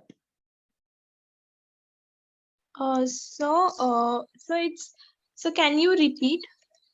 Life is a long. I think am I audible enough? Yeah. Yeah. Life is a long journey from being human, HUMAN, to becoming humane, HUMANE. Humane, consider it as like a good quality. So it's so I would start it with the some quote related to the some sort of values that add that means that will make the human into some like human qualities that will bring Yeah, such a kind of. definitely And you then, understood the demand, right? yeah, The thing is, and I will he's relate it to the values which also require. I mean that is required for the life, like whatever is definitely given that's here in all what job it launch. needs, and that's what I wrote in a different way. Like, yeah, what you are told is the basic thing. They're pretty much on the same line. First thing what I did is I wrote a anecdote, what they call example kind of thing. I wrote is like one accident has happened on the road, a bike accident. That person has fell off. He is bleeding profusely. Many people are watching that, but they are simply passing by. But one particular person has stopped by, called the ambulance, informed the police, and he waited till the ambulance people came and made sure that he is joined in the hospital. All the people who are passing by, they are just humans. Only this person is humane. Yeah, so I got the point. So, like with this Yeah, it's example, showing the quality, like it's showing the exact thing which is given in the question. see, in but we question there are addressing multiple it into the dimensions. address. Yeah. Everyone is human, but everyone is not humane. Like Yeah, what in the form of is action, needed? it is representing. Yeah, here in that the- will have a lot of impact. If possible, Yeah. try to create these kind of things. Like go to previous year question papers, see philosophical essays, what they are asking. Try to bring out some example, anecdote. This is my first para. In second para, I kept it as a connecting para. Like I told what he can expect by reading my essay. I told that firstly we will see what makes a human into what qualities transforms a human person into humane person, and what are all the impediments in this transformation, and how we can ensure this transformation. We will discuss this in the coming paras. I told that. And after that, I tried to tell that biologically, by birth, everyone is a human. But few people become humane because of their own experiences, how their personality develops, like their socio-cultural upbringing, etc. And there, I try to put a side reading also, like qualities of a humane person. Then what all qualities, as we have rightly said, which are all good qualities, like selflessness, integrity, honesty. What are all the qualities that came to mind? I wrote all of them with examples, and as far as possible with examples and a brief description. Every para, each of the quality. After that, impediments. What are all the impediments? Like greediness, so on, so on. So each impediment in one para. After that, importance of being humane person, like social cohesion will be there, like we will be able to better develop ourselves, SDG goals and all whatever we can remember. After that, how we can convert. First thing is value-based education. After that, incentivizing humane behavior, like for example, good Samaritan law, etc. And after that, I concluded by telling that with proper efforts, concerted efforts by all the stakeholders involved, definitely, like we can have more number of I think the character name I have put Raju or Kalyan or something. We have more number of Rajus who comes forward to like help anyone, to display the qualities of being humane. So kind of thing. I try to relate my own introduction in the conclusion part. Yes, sir. Got it. Yes, I think, Thank have you you so got much. any brief idea about this? Yes, sir. Yes, I sir. think It was really helpful. most of the philosophical essays pretty much goes on the same line. Yeah. Because And so, philosophical, yeah. no, sir. Yeah, please. Continue. Yeah, please tell, please. Okay, so I was talking about the prelims part as well. Yeah. What's the exact question? So, so I have not yet started the GS preparation. Just I'm reading the NCRTs twice, and I'm done with. I mean, kind of. I'm done with the optional, pretty much. Okay. So, prelims ka thoda I have fear in mind. But answer writing, I kind of. I'm doing good, I can say. See, prelims, but, I think, is a game that needs to be developed over time. It doesn't come the first day itself. It doesn't come just because you have completed NCRTs. Just doesn't come because we have completed all the standard books. Prelims is a game altogether. For that, prerequisites are NCRTs and standard books. After NCRTs, complete the standard books. Yes, sir. For each topic. After that, go through previous year question papers and see how you are able to answer. After that, like give n number of marks.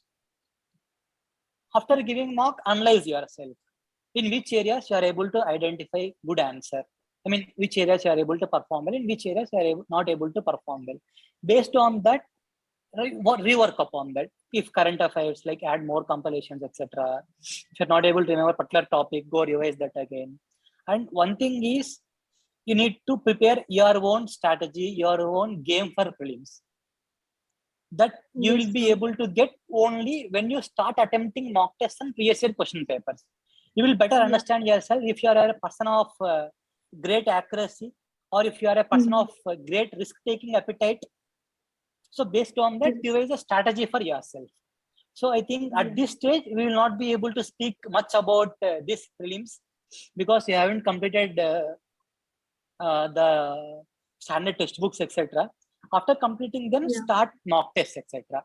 And just one single thing that will change your entire prelims is treat every question as a new opportunity. Don't just get bogged down or depressed because you are not able to attempt 10 or 15 questions at a go. Don't worry about what you are not able to attempt. Just try to focus on the questions which you know, the questions which are simple, the questions which you can do with your knowledge. After that, focus on the questions in which you can use your knowledge in eliminating few options and finding out answers. For example, there will be few questions with 3 options. In that, you know only one option is exactly wrong. You don't know about the 2 other options. You might be luckily find in the options, there is only one option in which there is that one, for example, what you have made it is 1. You will find only one option where 1 is not there. So without knowing about the other 2 options also, you can easily get right. You can easily select the correct answer. Yes, sir. Like yes, for sir. that, you need a lot of practice, lot of composed, cool mind in the exam. Yes, sir. Treat every question as a new opportunity. That's it. Yes, sir. And don't go to like sources because as agriculture is there in the previous year question paper, don't start reading agriculture. As sports are there this year, don't start reading them. He's not going to repeat them anyway. Just try to build up that skills of the game, which are needed to find out answer, even though you are not aware of that question 100%. Okay. Yeah, and so lastly, I would like to clarify one thing. That I am reading newspaper and like I'm noting down the facts like endangered species and all those things on book section wise, and I am not really making the notes from the perspective of means, but I'm taking the screenshots, and at the end of month I check it with or cross check with any of the magazines compilations. And if that thing is not there, I would add that. So is this a kind of good or this is very good, ma'am. Perfect approach. Yeah, because making for mains, what happens is the mains issue which is there in news may not be in the news 2 years down the line. So your notes may not be that much useful. Yeah, but so, I'm planning to give 2022 prelims, like I say that. Yeah, okay, not a big issue for mains now. Apart from static issues, not appearing just at the home only, but I am pretending that I'm giving it this year. So okay, it's okay. Like what I'm trying to tell is, for mains, you will get multiple coaching institutes compilations for current affairs. If you are having notes of static part, that is good enough. For this thing, you don't need to make your own notes. And when you read newspaper continuously, you yourself will have points. Although you don't make notes, what happens is in newspapers, important topics are repeated multiple times. So definitely you mentally will register points. You don't need to make notes. And the thing which you are doing like after a month, seeing if you have missed out or anything, I think that will be pretty much enough. And if it is possible, take 1-2 days each month and try to make a notes of few op-eds, only editorials. And if possible, that too in Indian Express, if you are following that. Otherwise, it's fine in whatever the newspaper you are following. So many Indian people say that explained page of Indian Express is very good. Will be very good. Okay. Explained, and the other editorials also, I felt Indian Express is more relevant from the point of examination. I personally felt, if you are following other things also, absolutely fine, not a big issue. Okay. Like if you are feeling, if you have some important points which you can use in the answers, statistics, examples, etc., that you make separate notes other than prelims one. Okay. Okay. That will be very much useful. And if possible, when you are before your mains attempt, just segregate them based on the topics, etc. If not possible now. Otherwise, if you segregate them based on the topics now, that is well and fine. Okay, sir. Because whatever the dimensions, topics we get in paper, that you will get in the compilations also. Only things compilations people miss is examples or any statistics, something like that. If you are able to cover them, then you are absolutely fine and through the preparation. Okay. You are doing all that I haven't done, and I thought I should. Sir, how did you write APPSC mains? Hello, sir. Have you written similar to the UPSC answers? Yes, man, I think APPSC, we will keep it in the latter stage. It is No, not sir, used I am for asking everyone, only right? regarding the APPSC answers.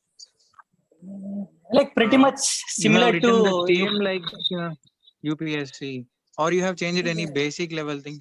Like, nothing, man. Pretty much similar to UPSC. okay, sir. Thank you. Hello, sir. Yeah. Sir, am I audible? Yes, Advait, please tell. Sir, how did you approach anthropology optional, sir? मेरा भी optional anthropology है, so I want to know what was your strategy? Okay. Have you did any basic reading or anything like that as of now? Sir, I have finished Vivek Bhasmesar's notes. I mean the book. Yeah. I know it. Yeah.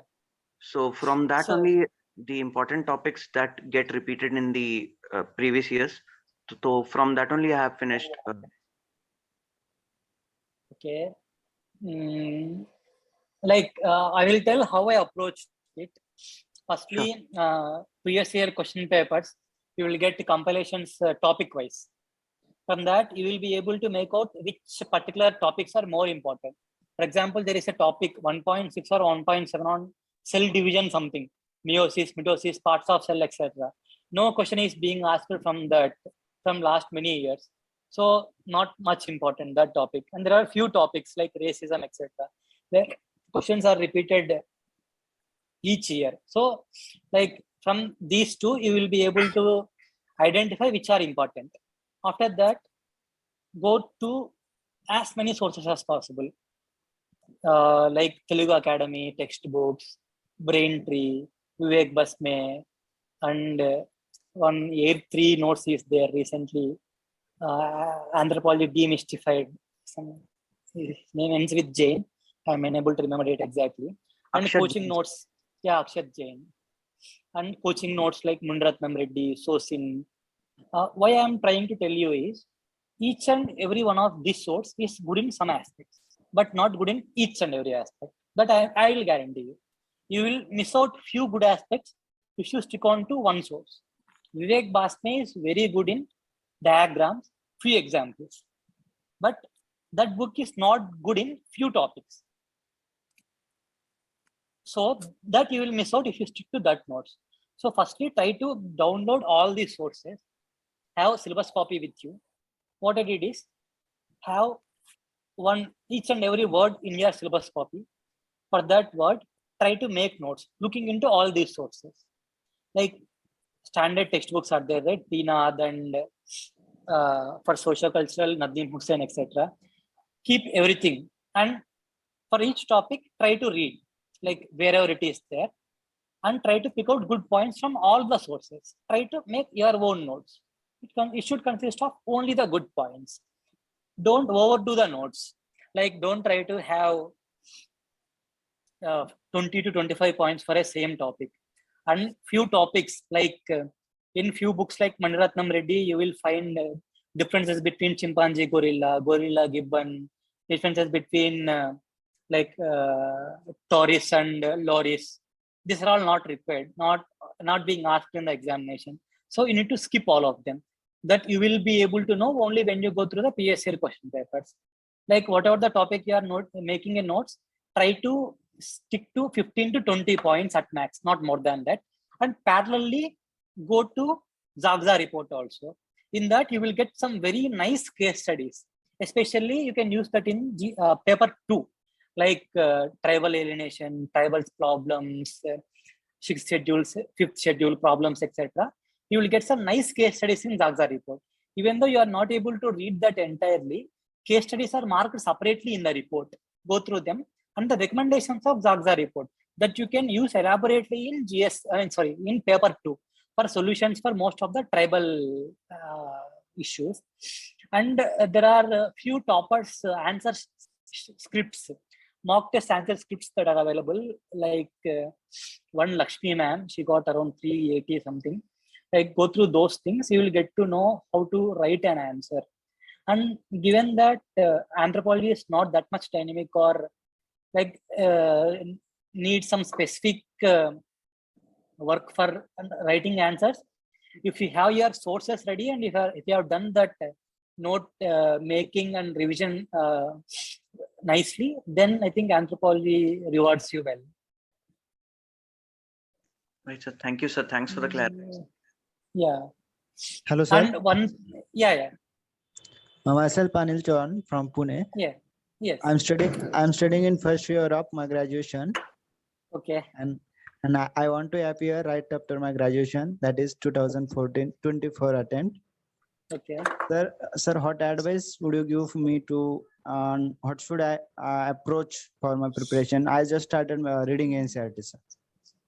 I think complete NCERTs, complete standard textbooks, pick optional, complete optional preparation. Yeah, I decided And, optional also, sir.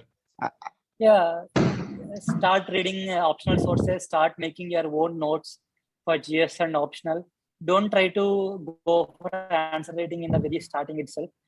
From the second year ending or third year of your graduation, you can start answer writing and mock tests of feelings. Yes, sir. And one problem with me is that, sir, I have completed my 12th since 12th in Marathi medium. So my problem is with the English medium, sir, because I have opted in English medium in graduation, sir. So that's problem is not too much big, but in a writing phase, I am facing a little bit problem in writing English and speaking with a little bit problems I have facing, sir. Your English is pretty much fine, Anil. Don't think like your English is not very fine. It is pretty much fine.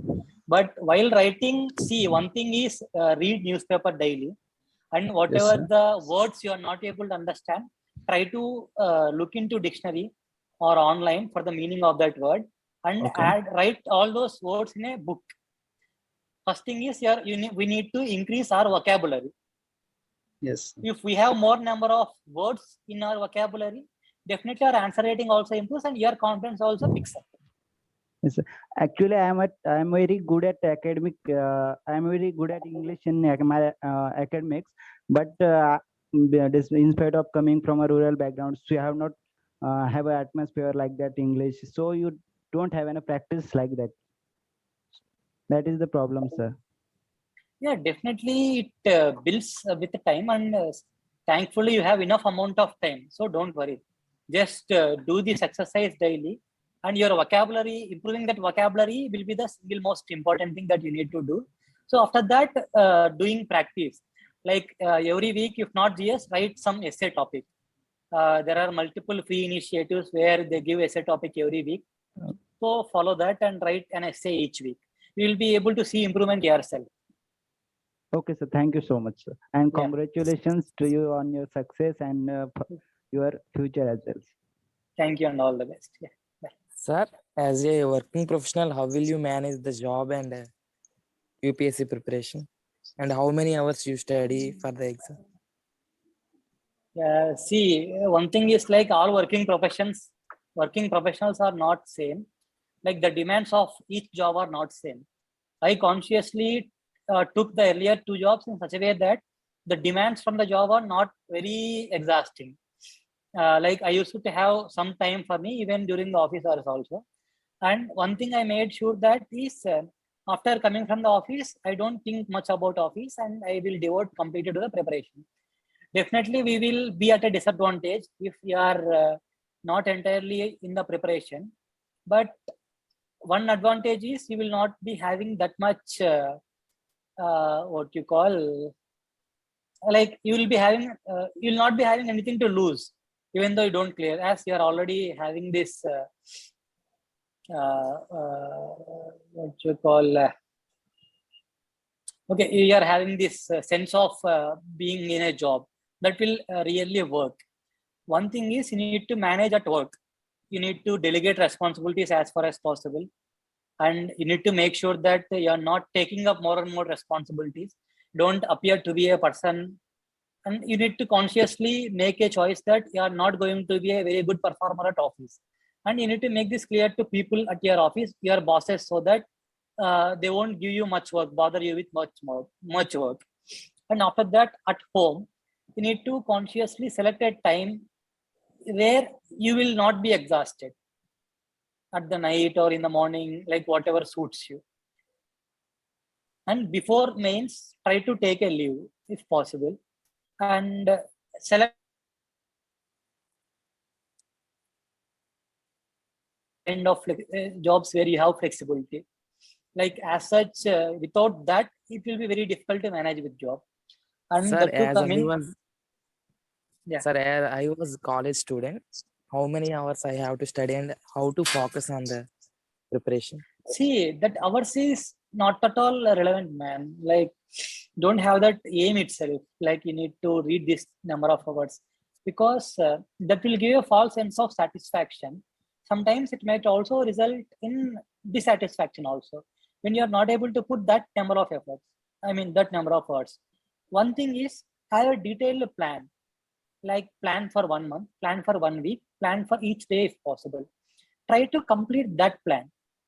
Don't try to speak in the terms of number of hours. Speak in the terms of completing your aim and your target.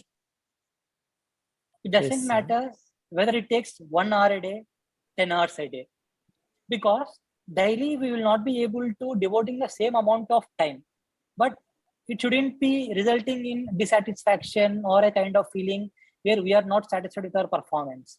So try to relate more with aims, targets, and your own plan, timetable. Like have micro targets, daily target, etc. I think that will help.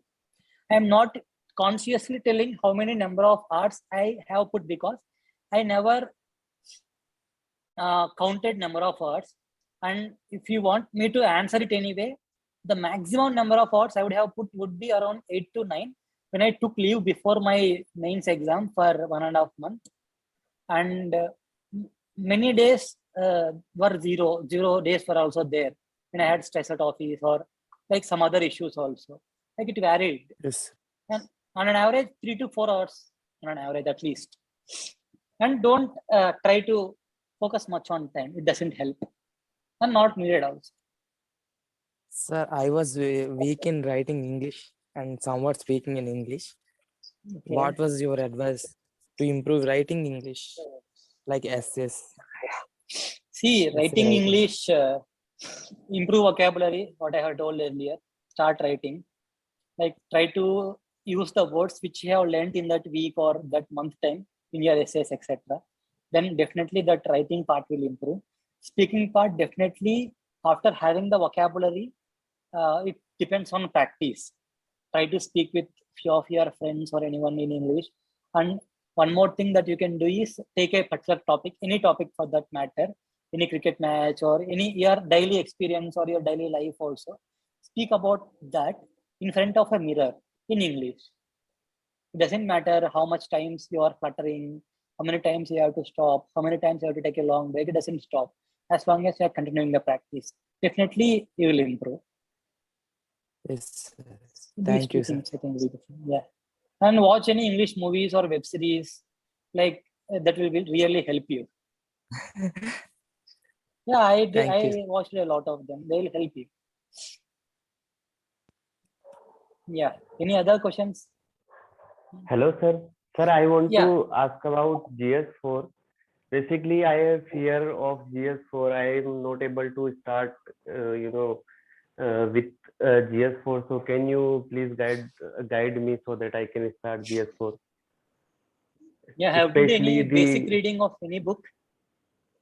no, Hello, sir, sir. not till now. Question like Yeah. how to proceed in the GS4 paper. GS4. Yes, sir. Yeah. As Like I don't study anything in the ethics from the 0 to best level. I don't know anything. So in upcoming days, I'm going to study for that. So what should be the approach for this? sorry. Sorry. First thing is like GS4 is a altogether different game compared to other GSs. Firstly, look into the syllabus and previous year question papers, what they are asking. Like, then we need to have understanding of each topic in the syllabus. There are terms like what values of civil servant, integrity, ethics, and there are related terms also like compassion, empathy, sympathy, all are related, but they are very different. So we need to have a basic understanding of all these terms that we will get when we read a standard source. I referred DK Balaji Ethics and I found that book is very good. He has written in a point-wise format as far as possible and he has included some very good examples. So after doing that basic reading of the book, when you have basic understanding of the topics, each topic, then you can go for answer writing. Like you can start with case studies. Case studies are a bit easy to start with. Like there is a particular format to write case studies. Firstly, you need to understand who are all the stakeholders involved. In answer, have a brief introduction, like the concise form of what is there in the case study. Then put stakeholders, hub and spoke model, write for all the stakeholders. Then after, put a heading like conflicts involved, ethical conflicts involved. Write there what are all the conflicts involved or ethical issues involved. After that, they would be asking like what are all the ways and how to deal them. Like for what are all the ways, we need to write like what are the ways. For example, he tells let us take a case study where it is mentioned like an MLA comes to you and asks you for a favor and he threatens you. If you don't do that, then definitely he will get you transferred. And he is a very powerful man and he assured that you will get transferred. So what are all the options before you, what you will do? That is the case study. And how you can write the answer is like, what are the various options? One thing is like agreeing to the MLA, doing whatever he tells. Second thing, not agreeing to the MLA, not doing. In the first thing, right, you will write that option 1, not agreeing to the MLA. Then you will write merits and demerits. What is the merit? What is the demerit?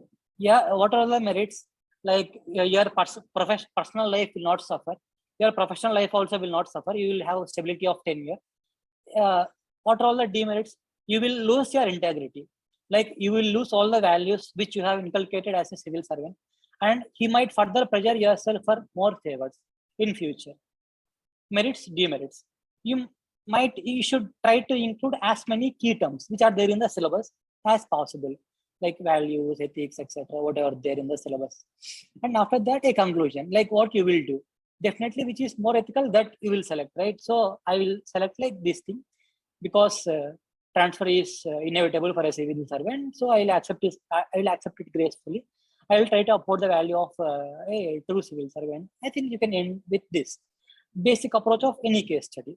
Apart from that, you will have few questions where they ask us to explain about a particular quotation from some people.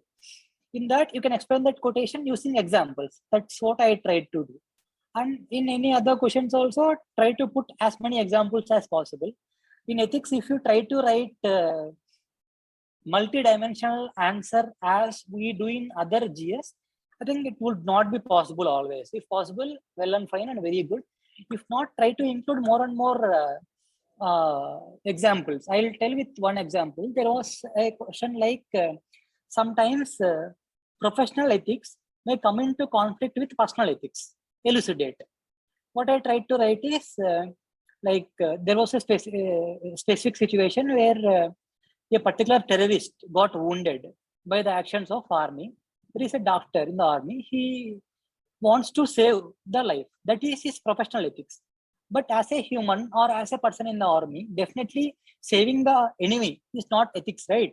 So sometimes our professional ethics may conflict, but we need to uphold professional ethics kind of thing. Like we can, likewise, we can conclude. And about speaking more about preparation part, what we need to do is for each and every topic in the ethics, integrity, sympathy, empathy, trustworthiness, objectivity, rationality, whatever the topics are there, for each of them, try to have an example of your own. You will be hearing a lot of stories about IAS, IPS, IRS, and other civil servants who are doing a lot of good work. If you are able to write them out and if you are able to reproduce such stories in the examination, it will make a very significant impact rather than just sticking on to few standard examples, which everybody might be writing in the exam. If you have some own examples from your own area and from your own experience, etc., where a particular ethical value has helped you or where you have seen a particular ethical value being upheld by any civil servant, I think that would be very impactful answer. I think, do you want to know any more specific things? Yes, sir. Sources बताओगे आप ethics के लिए जो आपने use किए हो अपने time पे preparation करने के लिए? Sources तो वही बोला था ना मैं, DK Balaji IAS करके he has wrote a book. Yes, sir. That's the only source I have referred. I even read Lexicon by Ethics, but I thought, but in my understanding, that is a bit more difficult to understand, and also to reproduce in the exam also not very suitable directly. My single source was DK Balaji. Okay, sir. Thank you for the elaboration. Yeah. Yeah, any other questions, anyone?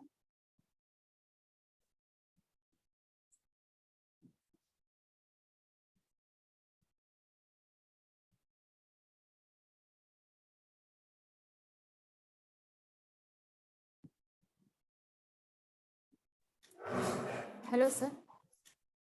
Yeah. Sir, in the essay, we have to segregate the paragraphs according to our need or according to our subpoints, or are there any specific number of paragraphs that we have to divide the basis, sir? There is no such hard and fast rule anything. Firstly, one thing that you need to make sure is that in one essay, one particular paragraph, you are not dumping lot of dimensions. For example, in the earlier essay example, what I have told, being human to being human, you have wrote like compassion, integrity, trustworthiness in a single point. It would look very odd, right? Looking all the things in a single paragraph. So as far as possible, try to keep one essay for one dimension. And don't try to subdivide one single dimension into multiple paragraphs. Don't do that also. Try to divide a paragraph when you feel that you are going to start something new other than what is there in the earlier paragraph, or something not much relevant, much related to the earlier one. That stage, take a conscious decision to shift to the next paragraph. And ideal paragraph for each page, you can have 2 to 3 paragraphs, at most 4, not more than that. If more than that, your paragraph will look very less, and 5 to 6 lines in each paragraph is good enough. At most, it can go to 8 to 9. And sir, the essays will carry the title in a normal form, or I have to highlight it with capital letters or something like this? Sir, you have followed. Sorry, I haven't understood what the exact question is. Can you please repeat? Sir, suppose I am writing an essay, then I have to put the title in a normal way, or I have to write it in capitals or block letters or something that you have. The title मतलब जो question वो दिए थे वो, और yes sir. जो question वो दिए थे वही. Yes sir. Like it's only 1 or 2 lines. No, I think it will be good if you write in capital letters. I wrote in capital letters. After that, my subheadings. I hadn't wrote like introduction. After that, I have kept, I think, 2 subheadings. I haven't kept introduction and conclusion. But when I was, but in the middle, I wrote subheadings. For them also, I have tried to write in capital letters and put them in a box. When you are using quotations and all, etc., you can just underline. No need to write in capitals. It will take a lot of time, not needed. Sir, while reading Lakshmikant, sir, I was going through Lakshmikant once. So this book is full of references. Even it referred Didi Basu as its reference. It has multiple quotations. It has multiple dimensions. Sir, everything I need to remember, sir. That you will get to know when you go through previous year question papers and a few mock tests. Everything is not very much needed. A few of them are needed. And Didi Basu is not very relevant. Once you complete Lakshmikant, cost benefit of adding on to Didi Basu is very less. Lakshmikant is well and good. And what you need to remember that you yourself will be able to find out on going through previous year question papers and mock tests. Sir, one more question. Yeah, please. Thank you, sir. That is about the coaching institute. Yeah. Like how much the coaching institute play the role in the journey. As such, I haven't took any coaching from any institute. I took one answer writing test series for optional and one for mains from an institute. And for interview preparation, I was associated with many coaching institutes. What I feel is one thing coaching provides is guidance and mentorship. And other than that, everything is we need to do on our own. If you are able to get that from somewhere, I don't think coaching will play a very relevant part, because the amount of information that is available now these days in public forums is very vast. If you are able to pick up correct information and read nicely, I think coaching is not very important. If you have difficulty in understanding anything, or like if you feel it is taking more amount of time for you to read, and if you think coaching is affordable and if you want to go, then definitely coaching is nothing disadvantageous. What I'm trying to tell is it is very neutral thing. या coaching नहीं ली कहीं फिर marks कम ना आ जाए, fail ना हो जाए, शायद ले लेते, तो that is the fear which actually is inside you and may regret over the period. Yeah, definitely I can relate with you. Even I had that kind of feeling. I made a conscious choice because I took coaching during my +1 and +2 for JEE, and I felt that coaching environment is not very suitable for me. If you feel that you will be able to cope up with the kind of hyper competitive environment out there, and if you are a person who reads more, when you see someone who is reading, when you are in a peer group of persons who are reading, etc., then definitely coaching is not a bad thing. So definitely it will be good if you remove that kind of fear or that thing like guilt from your mind. But one thing is, whatever coaching does is not even 1% of what is needed for UPSC. After coaching, what you do, that is more important. Just don't stick to your coaching notes or what they have told in the coaching. People who are not in the coaching are accessing resources of hundreds of toppers, tens of coaching institutes, and many more. On the other hand, you are in the coaching, just sticking onto one coaching institute. Don't do that. Even you take coaching, be open to any number of materials or anything from other coaching institutes, other toppers, etc. Don't try to stick to your own coaching. Yeah, actually, I'm thinking about to take my coaching in next year. So I'm very confused about it. Should I take or not? Because guidance is very important, and I do not have any mentor or guidance to guide me. See, if your only purpose is to have a mentor or guidance, I think in this age, we don't need any physical guidance or physical mentor.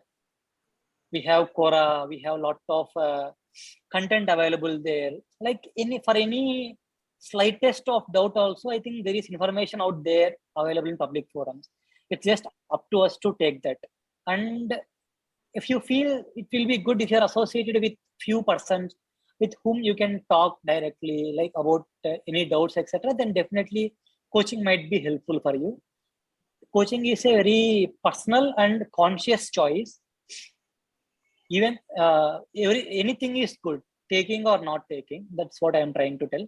Even if you take coaching, make sure that you are not missing out on the other things that are available. If you are not taking coaching, don't think that you are missing out on anything. There are, in this year's list only, I think there are many number of people who are cleared without coaching, even in top 10 also. Yeah, sir. So there are people, but definitely it is, yes, personal decision, Anchal, and put some amount of time. Speak with persons who are took coaching also in that specific institute where you are trying to join. Then you will be able to make a more informed decision. Okay, sir. Thank you so much. Sir, without coaching, how would you know the answer which you wrote is correct or not? There is no such thing like correct, man. Like once you have been in the preparation for 2 to 3 years, definitely every UPSC aspirant will be able to tell. Even in coaching institutes, who do you think will guide you or will tell your answer is correct? The people Every coaching who have. we have some mentors.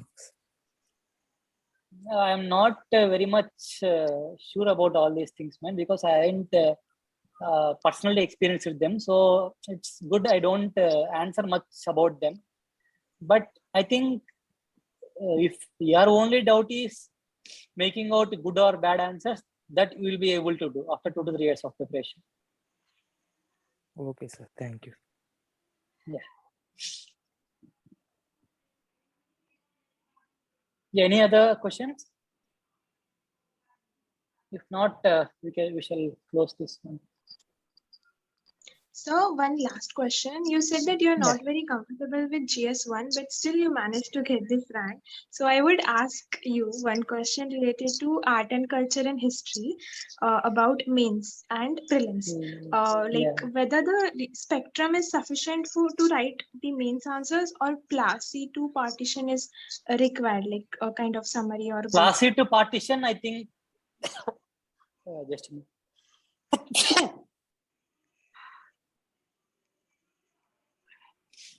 I'm sorry, ma'am.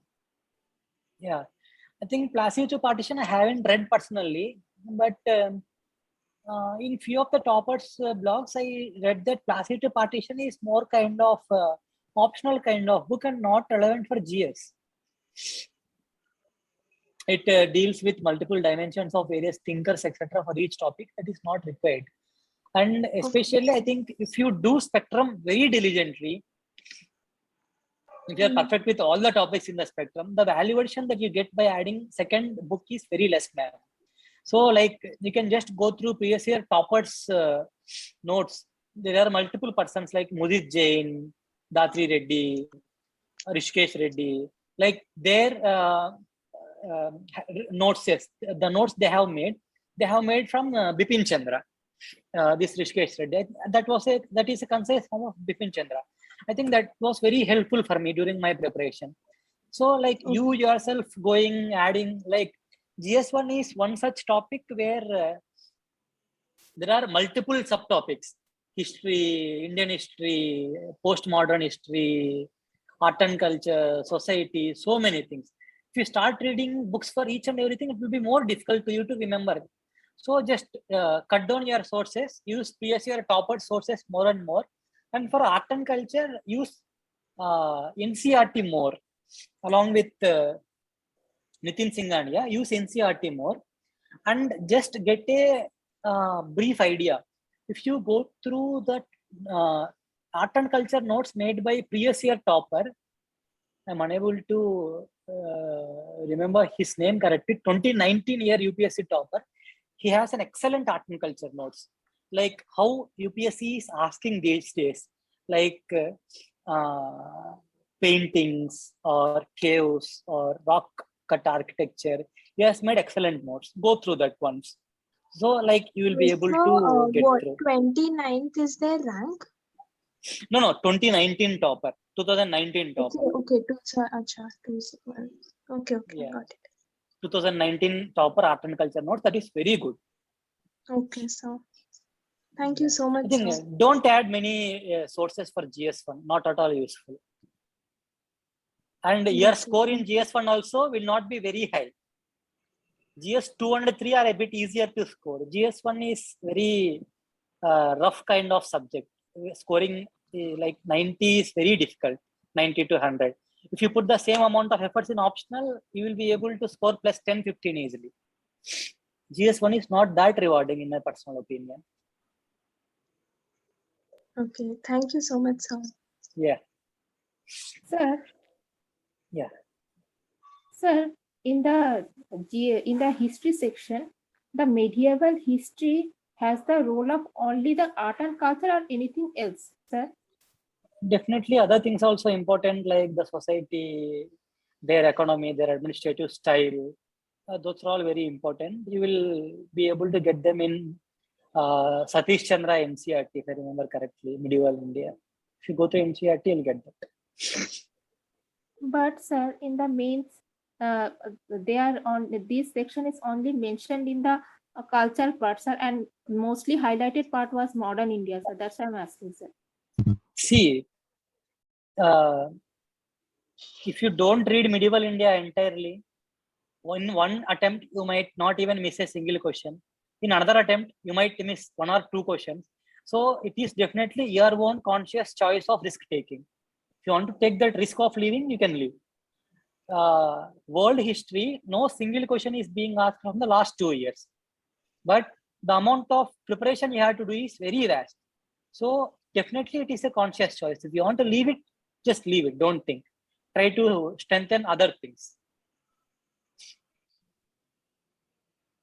Okay, sir. Actually, sir, I thought that as it is mentioned that ancient to modern in the art and culture section only. That's why I thought that medieval section is on only in the art and culture in the case of mains. That's why I'm asking, sir. No, I think it is there in medieval also, as far as I can remember. There is no such bifurcation.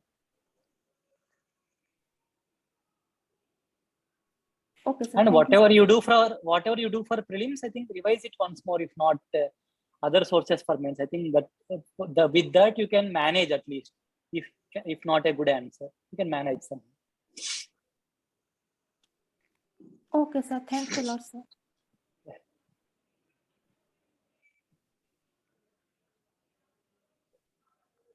Any other questions, ma'am?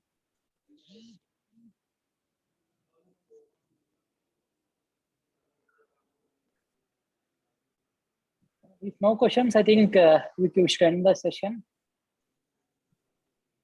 Thank you, sir. Thank you very much for the session. Yeah, thank you, man. All the best, everyone. Thank you, sir, for giving me this wonderful opportunity. I will be more than ready to be of any help in the future if possible. Thank you, everyone. Thank you. So, like All when the you best. are finding some time, please do share a document of yours, the reference list or the book list